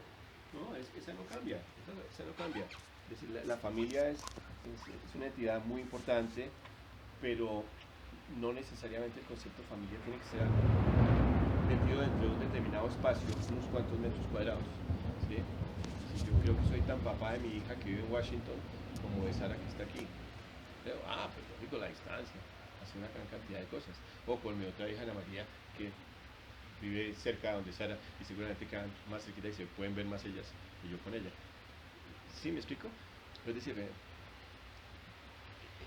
cuento de la familia, el cuento del amor y ese tipo de cosas está más en las personas, en lo que piensan, en cómo lo sienten, que en la forma como necesariamente lo tengan que compartir. No es algo que sea de cantidades, pues, ¿no? Calidades, sí, se habla siempre. 2 segunditos bien vividos seguramente son más importantes que estar uno peleando con perros y gatos durante 24 horas. Sí, eso no tiene sentido. ¿Ya? Eso no son vainazos de ninguna especie. Sí. Es decir, estemos bien y felices. No es estar en las buenas solamente y evitar las malas y entonces estamos bien, ¿no? Para nada. A lo que me refería hace un momento es que sin proponerlo realmente toda la conversación o toda la reflexión se va hacia el trabajo. Yo la direcciono hacia el trabajo. El trabajo. Pero la familia es importante, claro que sí. Si quisiéramos hablar solamente de la familia, seguramente tendríamos mucho tiempo para hablar de los momentos, de las situaciones, de las anécdotas, etcétera, etcétera, ¿cierto? Pero como quiera que sea, se vuelven como cosas puntuales, chan. El trabajo es una cosa mucho más general. El tener un buen trabajo y tener una buena calidad de vida en ese sentido hace que las otras cosas también vayan por añadidura también ahí. La cantidad de cosas que uno sabe, esa gran cantidad de experiencias que uno ha tenido, en un momento dado se apaga y eso desaparezca, me parece terrible. Por eso está ligado con una frasecita, ¿no? Y ese tanto por hacer es cómo hacérselo llegar a la gente, ¿sí? Cómo hacerlo más permanente ahí, cómo seguramente poder uno hacer unas memorias muy juiciosas, ¿cierto? Y dejarlo por escrito para que la gente lo pueda leer, lo pueda mirar ahí cuando uno ya no esté. ¿Sí? No solamente ver el cuadro que ya uno hizo, lo ve y sí, tan chévere. No es eso, sino cómo pensaba el pisco, pero ¿dónde quedó? Quedó ahí. Quedó en una grabación, quedó en un texto, quedó en una película, quedó en alguna cosa. Entonces, ese es algo que uno dice, eso lo quisiera hacer. Pero no hay tiempo. Si yo me pongo a escribir, entonces dejo de hacer otras cosas. ¿Cómo hacer un libro? Por ejemplo, como tener un biógrafo que haga esta operación y se ponga y escudriñe las vainas y uno siga haciendo cosas, pero le va botando corriente y hágale, porque pueden haber vainas muy ¿Hay algún importantes. tipo como de miedo a la muerte?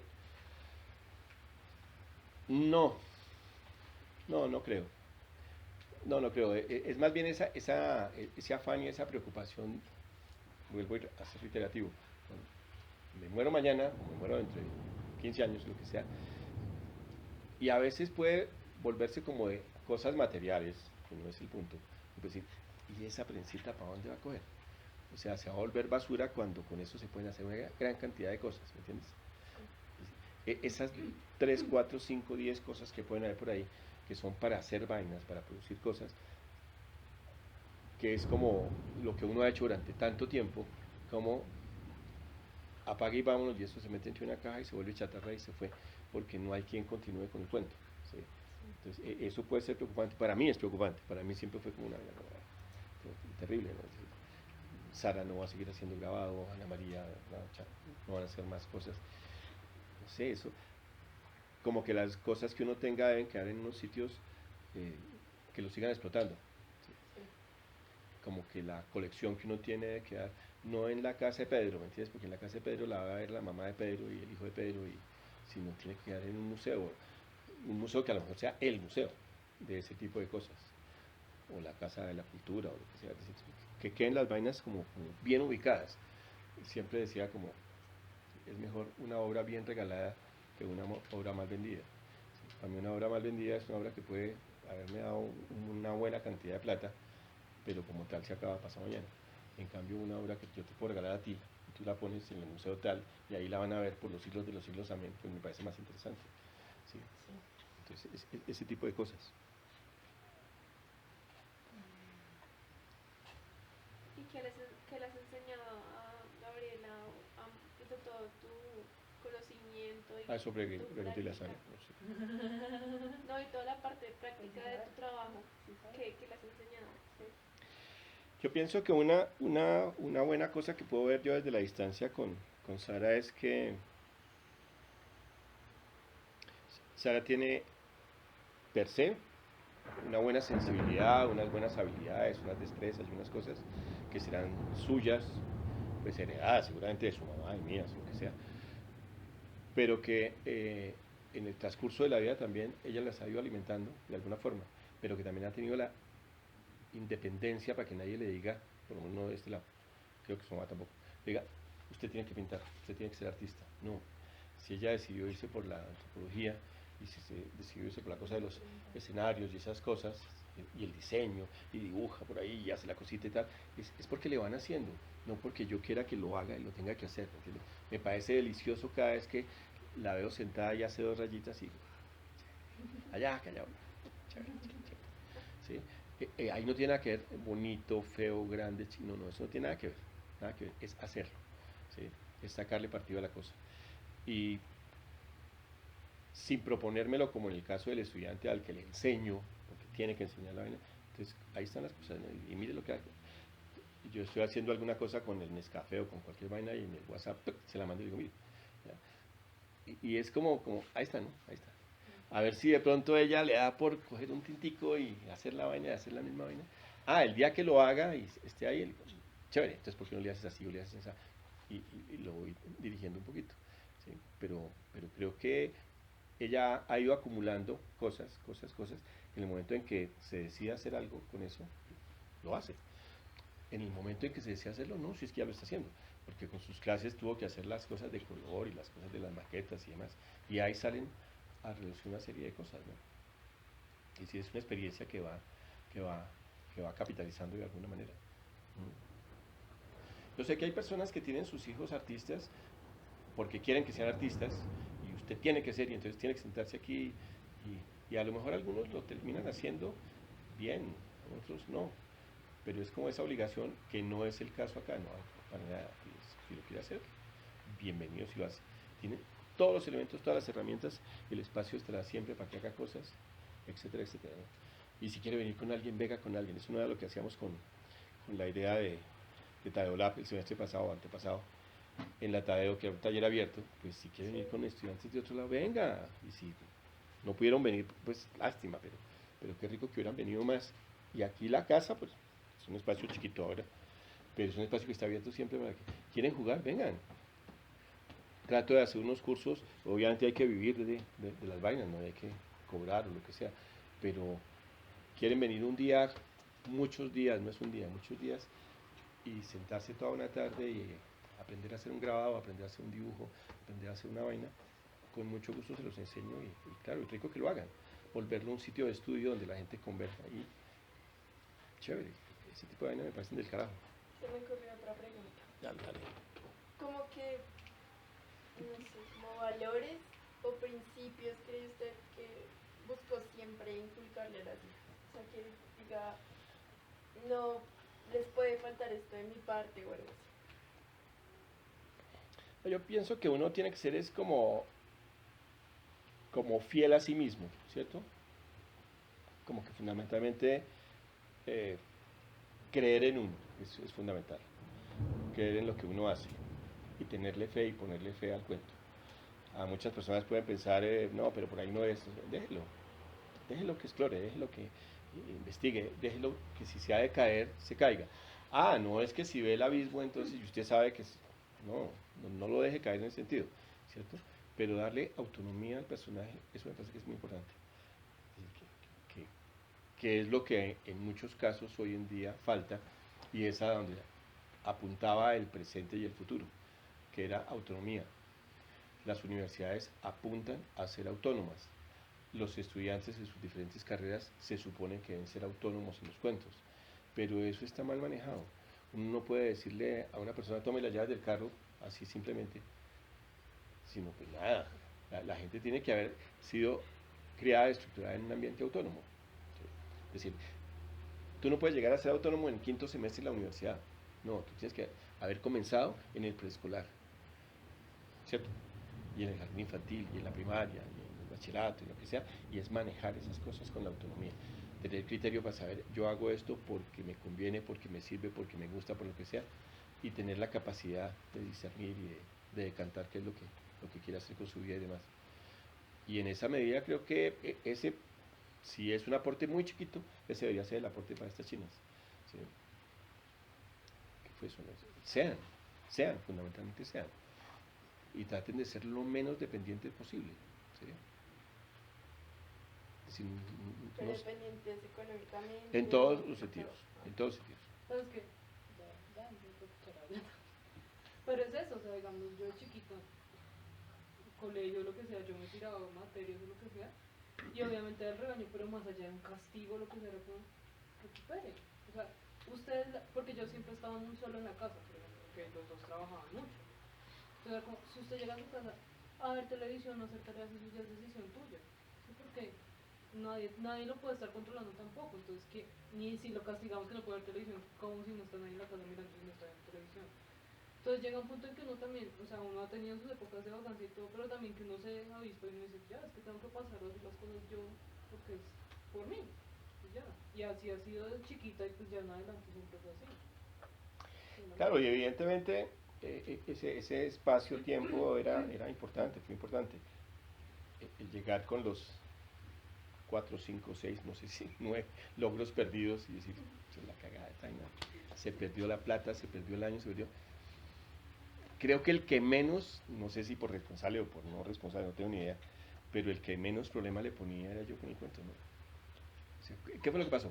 Y entonces era el drama, ¿no? Porque la llorada y la joda y el susto y la pendejada y la mamá histérica, pues, porque le va a decir a su papá. Y su papá llega y, ¿qué pasó? No, que 5 logros perdidos, lo que sea.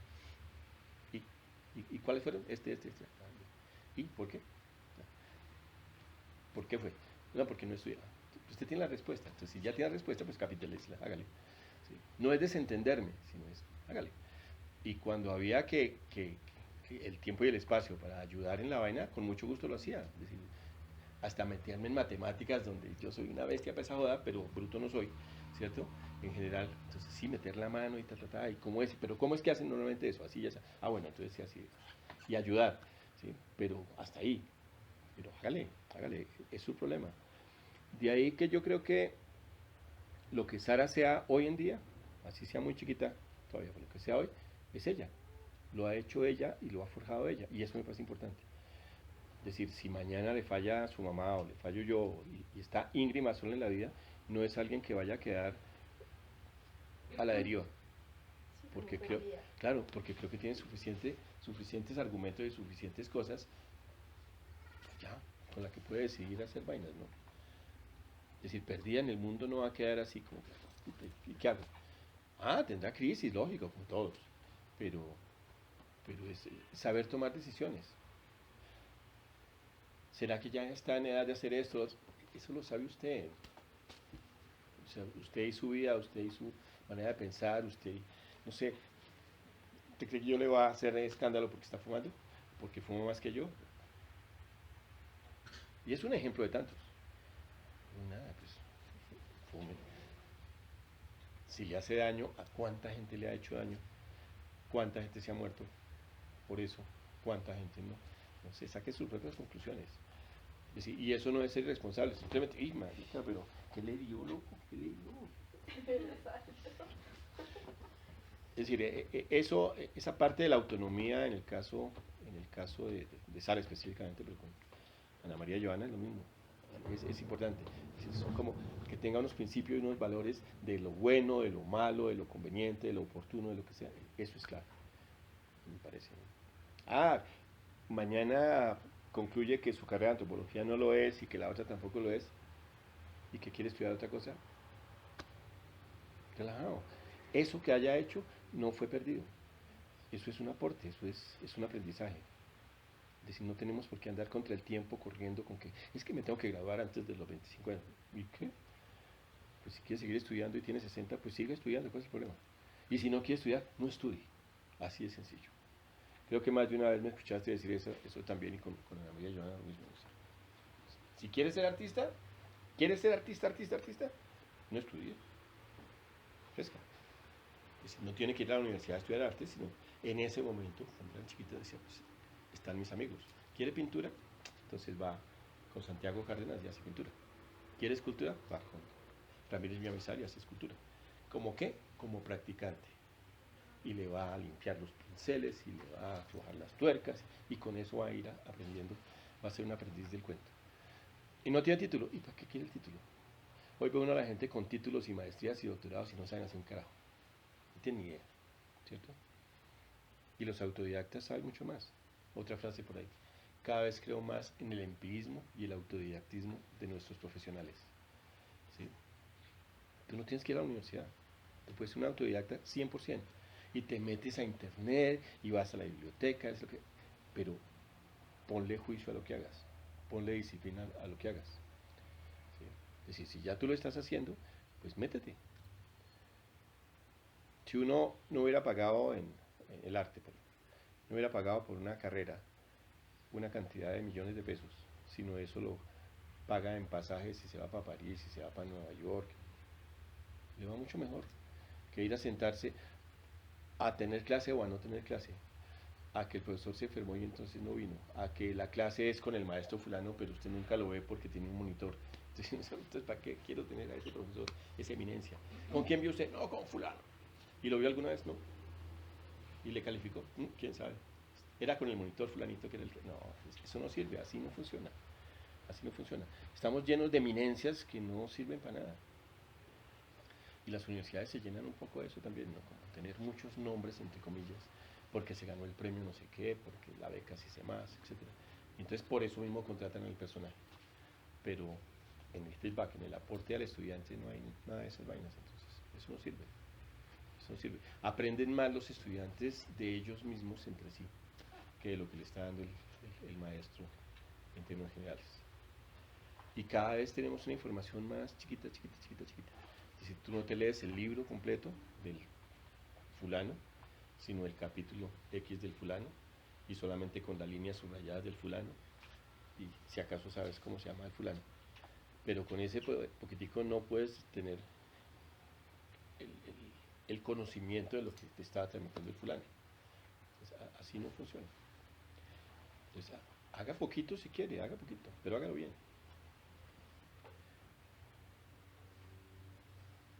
Vuelvo e insisto, no se especialice en una cosa necesariamente si no quiere. ¿Sí? Si se quiere especializar en algo y olvidarse del resto de cosas, me parece bien. Pero si quiere tocar un poquito de cada cosa y que todo eso le dé las bases para hacer algo, también me parece bien. Sepa de cantar. Eso es como cuando tú vas a la cocina. Creo que la vida misma es como una cocina. Así de sencillo. Y tú abres vainas aquí y dices, ¿hay o no hay? Y con lo que hay puedes hacer cosas y con lo que no hay también puedes hacer cosas. Y le das tu propio sabor y tu propio toque y tu propia vaina. Menos mal no se quedaron a almorzar. Pero yo nunca he hecho un curso de cocina, pero cocino y creo que cocino bien. ¿Sí? Y mezclo cosas, y hago vainas, chan, ¿sí? Y la presento bonito, y hago cosas chéveres, ¿sí? Y me la gozo. O sea, no solamente sé comer, sino que sé preparar cosas y eso me parece chévere. A veces no quedan tan chéveres como uno quisiera y son más bonitas que lo que sabe, ¿verdad? A veces saben mejor de lo que aparenta a la vista, pero es eso. Y creo que la vida en el fondo es eso, ¿no? Como saber decantar qué cantidad de ingredientes tiene uno y con eso qué puede hacer o con eso qué quiere hacer realmente, ¿no? Porque tú abres la nevera pueden haber 1000 vainas, pero de pronto sales y solamente te haces un huevo tibio, punto. Y eso era lo que tú querías y te quedó rico, delicioso. Esos 2 minutos que estuvo allá, chan, fueron perfectos. ¿Sí? Te pasas un poquito y te quedó duro, ya no quieres. Goces el momento, eso es lo importante. Lo poco o mucho que tengas, disfrútalo. Es como, digo yo. Por eso si uno hace 1, 2, 3, 4 carreras, si tiene tiempo y tiene el con qué, hágalas, no importa. Y la una se llamó veterinaria, la otra se llamó arquitectura y la otra antropología. Y no tienen aparentemente nada que ver una con la otra. Relajado. Relajado que la vida es la suma de toda esa cantidad de cosas. Digo yo. Todo lo que está aquí es todo lo que está aquí es ¿Tuyo? todo lo que está aquí no es nada, porque pues, lo que hay en esa pared, por ejemplo, son ejercicios básicamente de diferentes técnicas. Pero son suyos. Son míos, sí. Y lo que no es mío, por ejemplo, en este caso, es hecho por mí, en el taller. Entonces es para otro artista, pero entonces yo pongo la parte de mi conocimiento técnico para desarrollarlo. Entonces el artista lo que propone es el dibujo y yo lo que propongo es la parte técnica para llevarlo a cabo y a partir de ahí sacar el número de ejemplares que se necesiten de la vaina. Entonces esa era la labor del taller como taller, ¿no? El taller de edición. Entonces el artista tú vienes siendo abstracta, el otro geométrico, el otro figurativo, el otro primitivista y tal. Y es un taller donde converge la parte técnica. Pero mi gran dilema en el momento de la ruptura de la cosa es que yo no quería ser solamente el técnico, sino somos artistas, entonces estamos hablando entre artistas, entonces entre los artistas escogemos el color y las dimensiones del papel y el tiraje que vamos a hacer, es decir, todo se discutía, todo se hablaba, no es como cuando tú vas a un sitio y necesitas 50 copias de este original y tenga aquí, porque eso no me interesa para nada, ¿sí? Cada pieza que sale tiene su propia, sí, su propia impronta, su propio sello, su propia marca, ¿no? Aunque todas las cosas se supone salen iguales, hay una diferencia entre una y otra, porque son cosas muy manuales. Pero no por eso desconozco que hoy la técnica de la gráfica sea un plotter. Yo puedo producir una imagen, ir a un sitio de plotter y mandar a imprimir 1 o 50 ejemplares y salen de una máquina, pero es que la idea sí salió de aquí, ¿sí? Y hubo un gesto y un trazo aquí en ese sitio. Es como por ahí.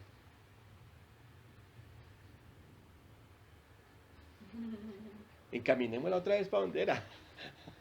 O ya es muy tarde para encaminar. Nada, lo que te digo, sí, está bien. No, sí, yo creo que. Sí, ahí está toda la información. Ahora la profesora, ¿qué fue eso? Sí, ¿qué fue eso? Pero man, ¿qué al fin? ¿Qué o qué?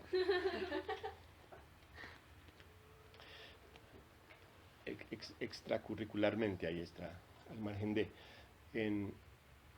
Hay una cosa muy simpática. Entre tantas vainas que pasaban allí, es que me pasaban vainas siendo muy chiquito.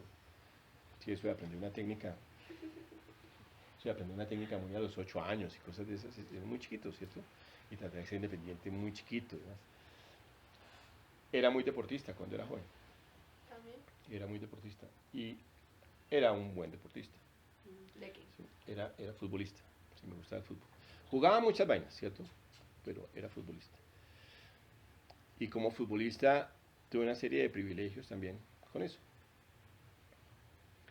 A poder estudiar mi carrera y pagármela, ¿sí? Fue por medio del fútbol, trabajé en el Seguro Social. ¿Cómo así? Era curioso, ¿no? Otra vez. Por ser futbolista, entonces, en el Seguro Social, que es una entidad grande y todo lo que sea, entonces hay departamentos, ¿sí? Los médicos, los enfermeros, los administrativos, lo que sea. Y pues hay unos torneos internos de fútbol. Y entonces pues los diferentes dependencias pues quieren tener los mejores equipos y demás. Entonces, siendo futbolista, uno de esos departamentos me llevó a darme un trabajo por ser futbolista. Les importaba más que jugara a que hiciera mi trabajo, ¿cierto? Y así trabajé durante como 3 oportunidades, unos reemplazos de 15 días o cosas así por el estilo. Y como me iba bastante bien, dijeron, no, a este pisco lo tenemos que tener aquí, ya, de una. Y me nombraron y entrar a trabajar a las entidades oficiales es complicado, ¿no? Ustedes saben, hoy también, hoy por hoy, conseguir un empleo, una entidad oficial, pues es la palanca y la joda, en este caso el fútbol. Y me contrataron y cuando llevaba como un mes renuncié, porque soy como de esas cosas, ¿no? Pero ¿cómo va a renunciar? ¿Qué le pasa? No, es que voy a estudiar. ¿Voy a estudiar qué? Voy a estudiar una carrera. Y pues eso es diurno y pues ni modo. O sea, el trabajo aquí es diurno y tal. No, pero no lo podemos perder como el futbolista de la vaina. Entonces me ubicaron en la parte de paramédicos en el dispensario del Muña. ¿Sabes dónde es el Muña? No, antes de Cibaté. Bogotá, Poza, Soacha, en la represa del Muña. Es como a 1 hora de aquí. y era paramédico de maternidad nocturno. Durante 6 años y medio trabajé todos los días, en este caso eran las noches, de 10 de la noche a 6 de la mañana. O sea, toda mi carrera la hice diurna, pero estudiando todas las noches de 10 de la noche a 6 de la mañana. Tuve 37 niñitos en partos así, en la ambulancia y por ahí, en la calle, en las casas de la gente. ¿Y eso tuvo que ver en que quisiera ser papá? No, no, nada que ver. No. Pero tal vez tuvo que ver con que no quería nada con medicina. No, qué pereza. Y eso con el fútbol ahí. Cuando se dio el momento de terminar la carrera, tuve un dilema muy jodido. Era si yo iba a seguir siendo futbolista o si iba a dedicarme al arte. Y fue un dilema serio, me tocó pensarlo bastante tiempo, porque me iba muy bien con el fútbol. Jugaba en las reservas de Millonarios en esa época. Sí. Había estado en mi equipo de toda la vida, de chiquitico. Yo empecé en Millonarios como a los 2 años, de chiquito, Sí. como a los 2 años pasé a River, me cambiaron para allá, me echaron por malo seguramente, a River. Y en River estuve toda la vida jugando las diferentes categorías. River es un equipo de segunda división, como la ve hoy en día aquí. ¿Y de qué jugaba? Portero, el portero Estrella. Fui preselección Colombia juvenil, era chévere. Por eso el dilema, ¿será que yo sigo con el arte? ¿Será que con el fútbol? Había la posibilidad de que con Millonarios hiciera un contrato, ahí la vaina. Pero eran obviamente contratos de 50 centavos, no es el James de hoy, ni esas vainas. Entonces era incierto, ese pedacito sí era más bien ¿Qué le incierto. ayudó a tomar la decisión? No, creo que casi fue un caricello. Era tan equilibrada la cosa que no, pues por el arte. O sea, no fue algo determinante que... Pues que sí tenía una mejor posición en ese momento con lo que estaba haciendo con el arte, ¿no? El taller estaba posicionado, el taller ya estaba establecido. Sí, por eso te digo, es cuando terminé la carrera, ¿no es cierto? Y el fútbol pues sí era un pasatiempo que dije, no, pues mejor dejarlo como eso. El fútbol se me puede acabar a los 30 años, a los 35 años y ¿qué? Sí. Con esa plata de esa época difícilmente podíamos sobrevivir, o sea, uno viviría para jugar al fútbol y punto. Pero una vez que se terminaba la vaina, cero pollo. Todo lo otro sí era como una carrera más, pues como lo que estoy haciendo. Pues incierta en muchos casos, pero sí fue como duda, curiosamente. Fue como duda, ¿lo hago o no lo hago? Y después nunca volví a jugar. Después, ahora, sí, después ahora, porque ya después de que me gradué y todas estas vainas, entonces hacía fútbol recreativo. ¿Sí? Y como una salvaje, ¿no? Jugar los domingos ¿Y de... hasta qué edad jugó? Así de... Yo creo que debería de haber dejado de jugar en forma como hasta hace unos 10 años por ahí. Por ahí. Porque yo creo que tú chiquita y yo todavía iba a jugar fútbol. Mi papá también. Sí, sí le dije por ahí la cosa. ¿Y se describiría como una persona impulsiva o más bien? Racional. Es que no me gusta esa palabra. Pero sí, como que medita mucho las decisiones que va a tomar o simplemente se lanza. No, yo sí creo que soy impulsivo y seguramente eso haya hecho que algunas cosas no funcionen o lo que sea. Pero sí, como que no le doy mucha vuelta a una vaina, ¿no? Entonces, ya. Es decir, está la situación y digo sí, y después lo pienso. Ok. ¿Sí? Sí. Sí, claro, ya, listo. Se le hace. Ya la Y después lo tercera pienso. ya está. No, lo pienso, lo evoluciono, pero lo hago. Es decir, nunca me retiro de nada.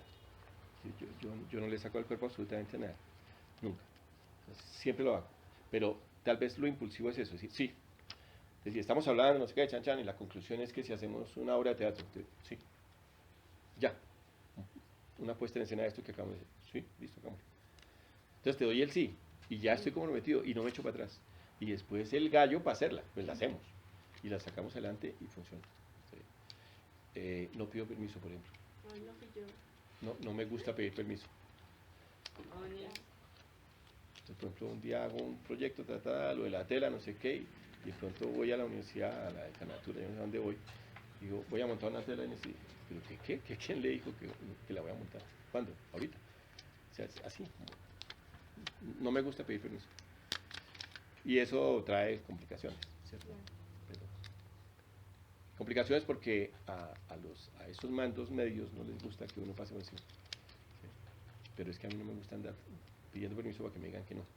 Porque normalmente la gente tiene el no. ¿Por qué? No, ¿por qué no? Es que no se ha hecho. Digo, pues lógico que no se ha hecho, es que el edificio no existía. Entonces no se ha hecho, hay que hacerlo ahora. Entonces, cosas por el estilo.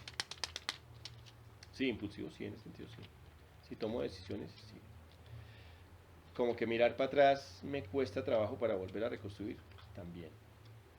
Como por ejemplo ahora que veo los comerciales del perdón y de la vaina por la paz y estas cosas, digo, pues, a la gente, ¿qué le pasa? El espectador diciendo, sí, yo perdono a los que atentaron con el espectador, le pusieron 3 bombas y no sé qué. Tienen huevo, yo no perdono, yo. Usted sí, pero yo no perdono. O sea, porque es que no me parece que sea la cosa oportunista del cuento, la reconciliación, ese momento. Nada, los no sé cuántos meses, décadas, años, casi siglo, en que estuvo afectada una comunidad o lo que sea por lo que hizo un personaje, eso yo no lo puedo perdonar para nada. Ni echarlo al olvido, ni esa vaina, no, para nada. ¿Me tendré que arrepentir de eso? Yo no sé, pero no me parece, ¿me entiendes? Sí, a mí no me parece que una persona, vengo a cosas personales, no me parece que una persona trabaje no sé cuántos años, cotice para una pensión y cuando se pensione le den 500 pesos. Y yo, puta, pero ¿cómo así? Si con eso no puedo ni siquiera pagar el arriendo. Y a un berraco porque deja el fusil le den 800.000 pesos y lo tengan viviendo en Teusaquillo y Teusaquillo se volvió una mierda como barrio, porque todos viven ahí hacinados y toda la vaina, y reciben su platica ahí, ajá, ¿y qué? Y eso no hizo nada por el país. Ah, dejó las armas, no jodas. Por ahí no es. Sí, entonces, ese tipo de vainas no me parece. Entonces se vuelve uno como radical para esas vainas. Sí, puede ser. Puede ser. Pero ese también es como un pensamiento claro que tengo. Entonces, rencoroso es otra cosa, ¿cierto? Es simplemente no perdono. Sí, ese tipo de... No, ya pasó, listo, dejémoslo ahí quieto, no pasó nada. Pero no perdón en general, o sea, no solo digamos con lo de la paz y eso, sino, no se lo aplica en su vida, es decir, no perdono. En general, sí.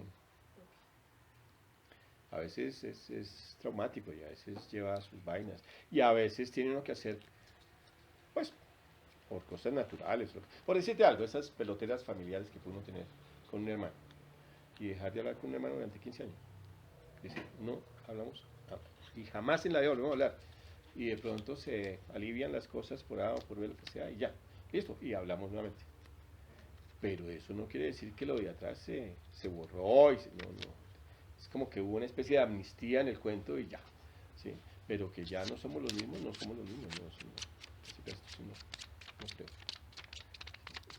Es muy difícil. Es decir, las heridas son muy jodidas. Es decir, lo que ya haya pasado en un momento dado, eso ya no se puede volver a rehacer, ni a estas vainas, ¿cierto? Que de ahí para adelante las cosas vuelvan otra vez como a tener la confianza, por ejemplo. No, cuando uno pierde la confianza en una persona, eso es jodido. Volverla a recuperar nuevamente. ¿Sí o no? O sea, como que uno deje un billete aquí y se perdió y después se hacen las pases y todo y vuelve a dejar la... No jodas, yo ya no la dejo ahí. No, eso no. No. Para mí la vida es como un libro abierto. ¿Sí? La gente puede entrar a mi vida y salir cuando le dé la gana, ¿cierto? Pero no me haga triquiñuelas y me haga cosas porque no. Pero no es... Eso a veces lo puede envenenar a uno, ¿no es cierto? Sí, lo puede hacer mal. Claro. Allá adentro. Pero no sufro con el cuento, es decir, no ando todos los días pensando, ay, es que esta persona, no. O esta situación, o que sea, no.